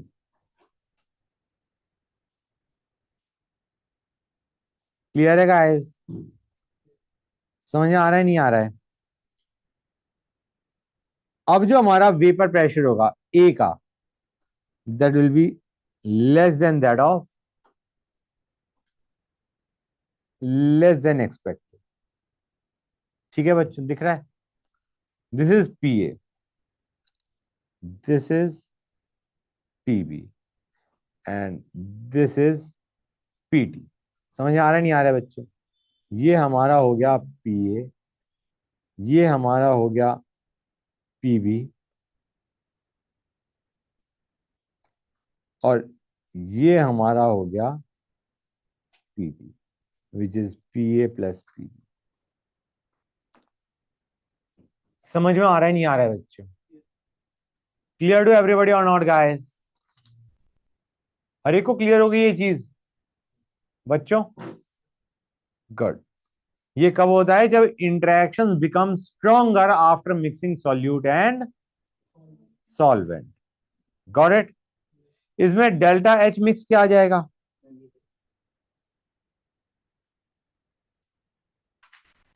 Negative. भाई पहले वीक बॉन्ड तोड़े और स्ट्रॉन्ग बॉन्ड बने, तोड़ने में एनर्जी कम देनी पड़ी, और तुम्हारे जो बॉन्ड बने उसमें जो एनर्जी रिलीज हुई वो ज्यादा रिलीज हुई, तो ओवरऑल साइन क्या आ गया? नेगेटिव। तोड़ने में हमें कम एनर्जी देनी पड़ी, रिलीज ज्यादा हुई है, तो दिस इज एक्सोथर्मिक रिएक्शन या प्रोसेस। समझ आ रहा है नहीं आ रहा है बच्चों? गुड। और डेल्टा वी मिक्स क्या आ जाएगा? वो भी लेस देन जीरो या नेगेटिव आएगा। क्यों? क्योंकि पहले बॉन्ड्स वर वीकर, दे वर ऑक्यूपाइंग मोर वॉल्यूम। जब सॉल्यूट सॉल्वेंट के बीच में इंटरेक्शन स्ट्रांग हो गई, they will come close, volume will decrease. जैसे V ऑफ ए मान लो 35, V ऑफ बी मान लो 15, तो V फाइनली इज लाइक 49। समझ आ रहा है नहीं आ रहा है बच्चों? क्लियर हुआ है नहीं हुआ गाइस? और जैसे पॉजिटिव डेविएशन हो या नेगेटिव डेविएशन हो, ठीक है ना, from Raoult's law, delta S mixing क्या होगा फॉर सॉल्यूशन? गाइस ध्यान से देखो, जब तुम दो चीजों को मिक्स कर रहे हो, मिक्सिंग में हमेशा एंट्रोपी बढ़ती है। समझ में आ रहा है नहीं आ रहा है guys? Is that clear to everybody और not? On mixing always entropy increases. Clear है? किसी कोई डाउट? तो इट इज ऑलवेज पॉजिटिव। और डेल्टा जी मिक्सिंग क्या होगा? मिक्सिंग करने पे तुम्हारा डेल्टा जी क्या होगा? डेल्टा एस इज पॉजिटिव, तो डेल्टा जी क्या होता है? Minus T delta S total. हाँ है ना? तो delta G mixing for solution is always negative. Clear हुआ है नहीं हुआ? Delta G is negative, delta S is positive, fact to remember. कुछ दिमाग में घुसा है नहीं घुसा गाइस? अब आते हैं एग्जाम्पल्स। हाँ श्योर। अब आएंगे हम एग्जाम्पल्स ऑफ नेगेटिव डेविएशन वाले solution, positive deviation and ideal. Exam में क्वेश्चन आ जाते हैं, ठीक है? सारे रटने हैं, जो भी एग्जाम्पल लिखवा रहा हूं वो सारे रटने हैं। कुछ की रीजनिंग दूंगा, लेकिन at the end of day सारे याद होने चाहिए। कोई भी आ जाएगा फिर तुम कहोगे सर मैं तो भूल गया एग्जाम में। ठीक है guys, just wait for 5 minutes and will start. बच्चों examples of ideal solutions. Ideal solutions. क्या आवाज कर रहे हो भाई? म्यूट हो सब। हाँ आइडियल सॉल्यूशंस। मुझे भी नहीं पता, तभी तो मैंने म्यूट होने के लिए कहा है। आइडियल सॉल्यूशंस बच्चों, एन हेक्सेन। एन का मतलब समझते हो गाइस? स्ट्रेट चेन में normal n hexane plus n heptane. भाई हेक्सेन में कौन से फोर्सेस हैं बताना जरा? Dispersion force. हेप्टेन में क्या है? Dispersion force. डायपोल तो नहीं है? हाँ है ना? या तो डायपोल होगा या तुम्हारा लंदन फोर्सेस होंगे, तो लंदन फोर्सेस हैं, डिस्पर्जन फोर्स या लंदन फोर्स। और इनके आपस में भी लंदन ही जाएंगे। हाँ है ना? So it is example of ideal solution. Benzene, again London forces. Van der Waals का ही सब पार्ट है, dipole dipole, London forces and others. समझ गए? मतलब I am being more specific, van der Waals forces में इन दोनों ही केसेस में, बेंजीन और टोलुइन में। बेंजीन में भी बेंजीन बेंजीन में लंदन फोर्सेस, टोलुइन टोलुइन में लंदन फोर्सेस, बेंजीन टोलुइन में लंदन फोर्सेस। तो forces are same, not much different. Ethyl bromide, ethyl chloride लिखते आओ। अब मैं बता नहीं रहा, 2-3 बता दिए काफी है। अब सारे लिखने हैं तुम्हें। Chlorobenzene plus bromobenzene,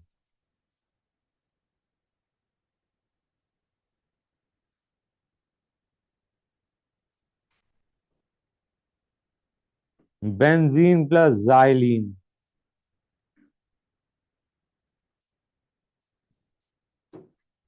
ethylene dichloride. Ethylene dichloride पता है क्या होता है?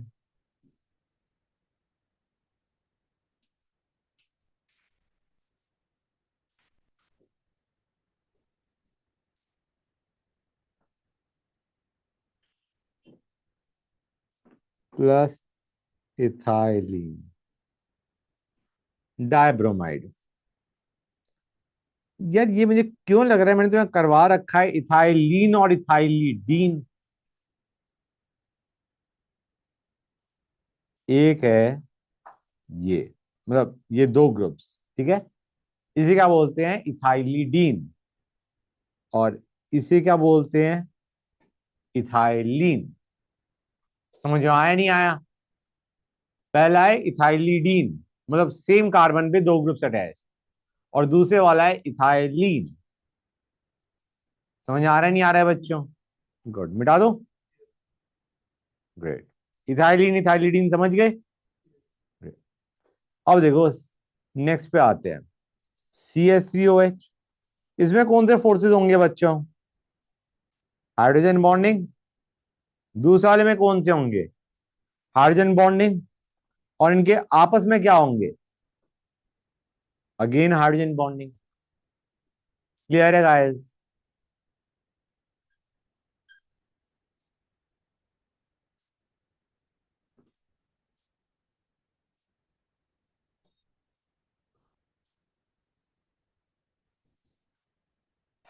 क्लोराइड नहीं, आयोडाइड।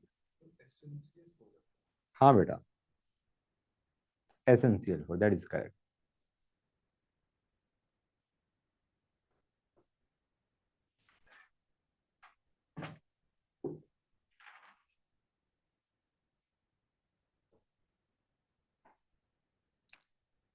कर लिए याद बच्चों?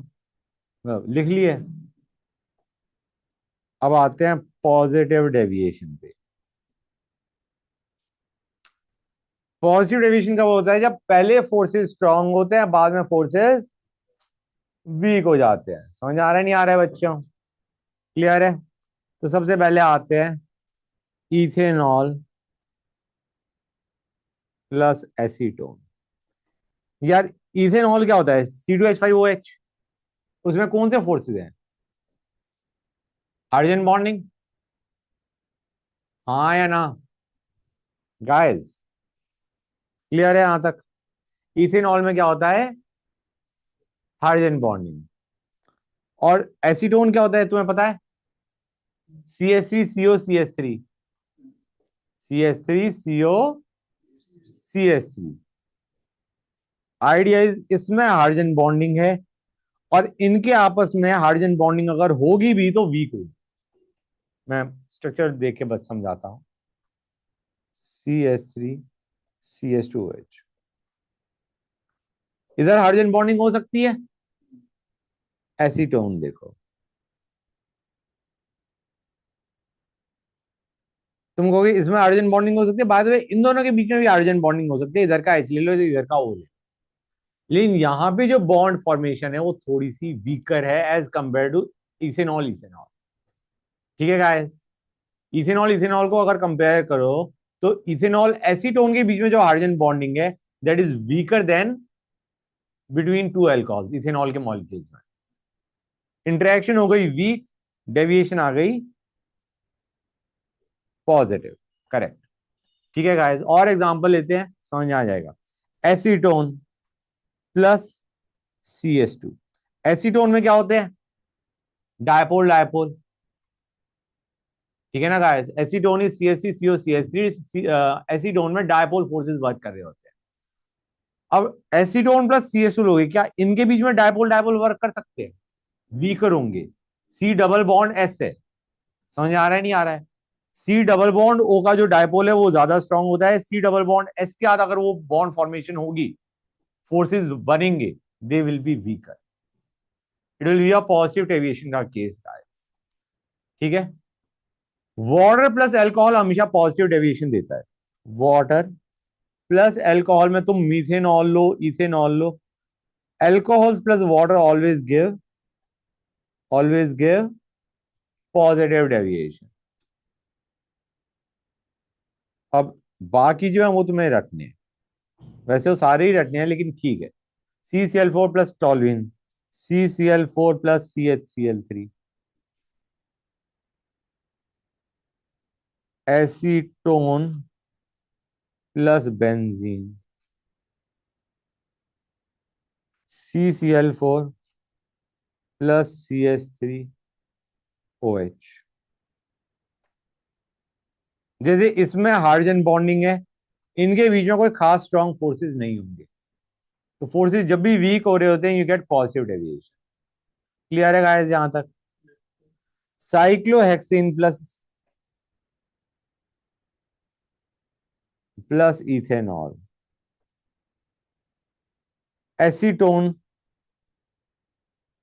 Plus ether,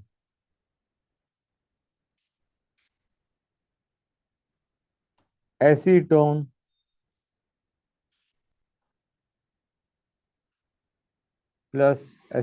plus ethanol.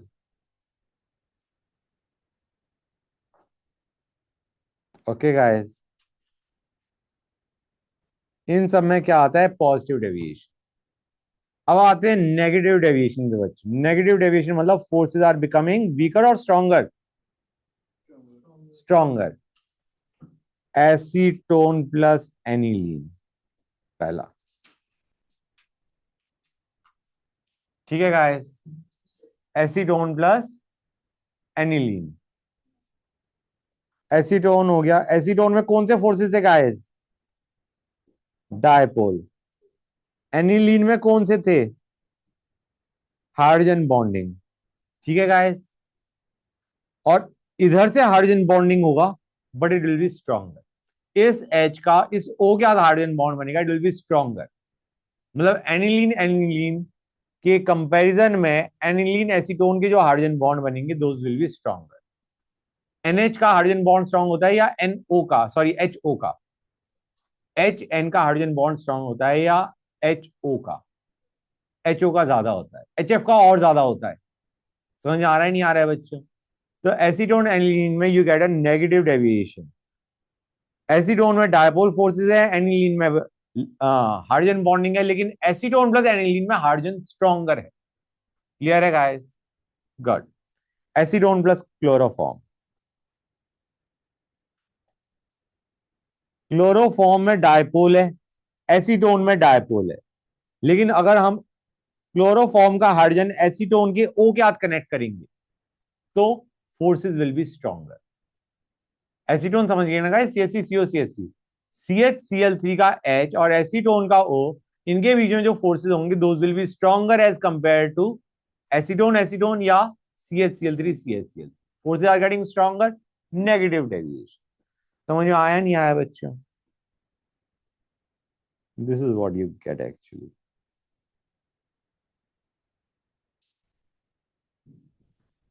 ये जो फोर्सेस है, इन दोनों के बीच में जो फोर्सेस हैं, दोनों आर प्रीटी स्ट्रॉन्ग। क्लियर है यहां तक? गुड। अब किसमें? हाँ ये डायपोल ही है but it is a strong one, ये तो मैं बता रहा हूं। इसमें डायपोल फोर्सेस, इसमें डायपोल फोर्सेस, लेकिन इनके जो डायपोल हैं those are stronger. On mixing the dipole forces are stronger between the solute and solvent. एक CH3OH plus CH3COH, weak acid हो या स्ट्रॉन्ग एसिड हो तो तुम्हारा हमेशा नेगेटिव डेविएशन आएगा, अभी देख लोगे तो।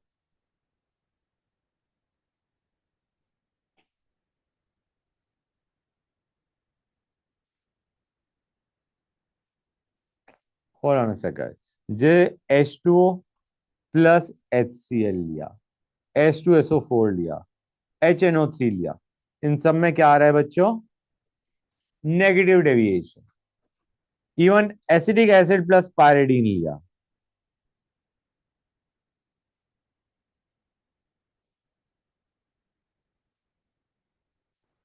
क्लोरोफॉर्म प्लस बेंजीन लिया,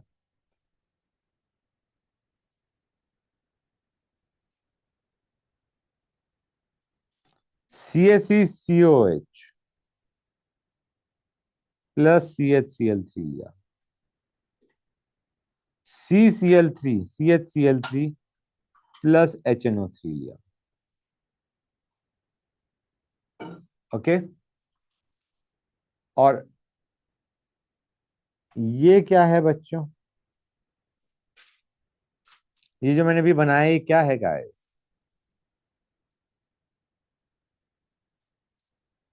दिस CaCOOCH3। बच्चों बताओ, ये हमारा एस्टर प्लस CHCl3, इसमें भी नेगेटिव डेविएशन होता है। मैं ये पूछना चाहता था बनाया क्या है, क्या लिखा हुआ है? It is ester RCOR dash. Getting the idea or not बच्चों, हाँ है ना? गुड। तो मैंने तुम्हें यहाँ पे सिर्फ एक ही एग्जांपल बताया है, किसका? एसीटोन प्लस CHCl3 का, कि इसमें तुम्हारा नेगेटिव कैसे हो रहा है।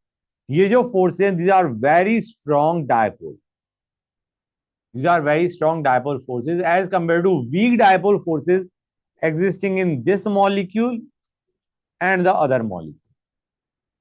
Got it or not? हाँ या ना? Great. We are done with the examples. We are done with the examples. Let us start with azeotrope. करें? Azeotrope करें? कितना टाइम लग गया? Roughly 20 minutes. 20-25 minutes. करें? Start. बोलो गाइस। सही जा रहे हो, सही जा रहे हो बच्चों। 1 सेकंड, 1 मिनट रुक जाओ पहले।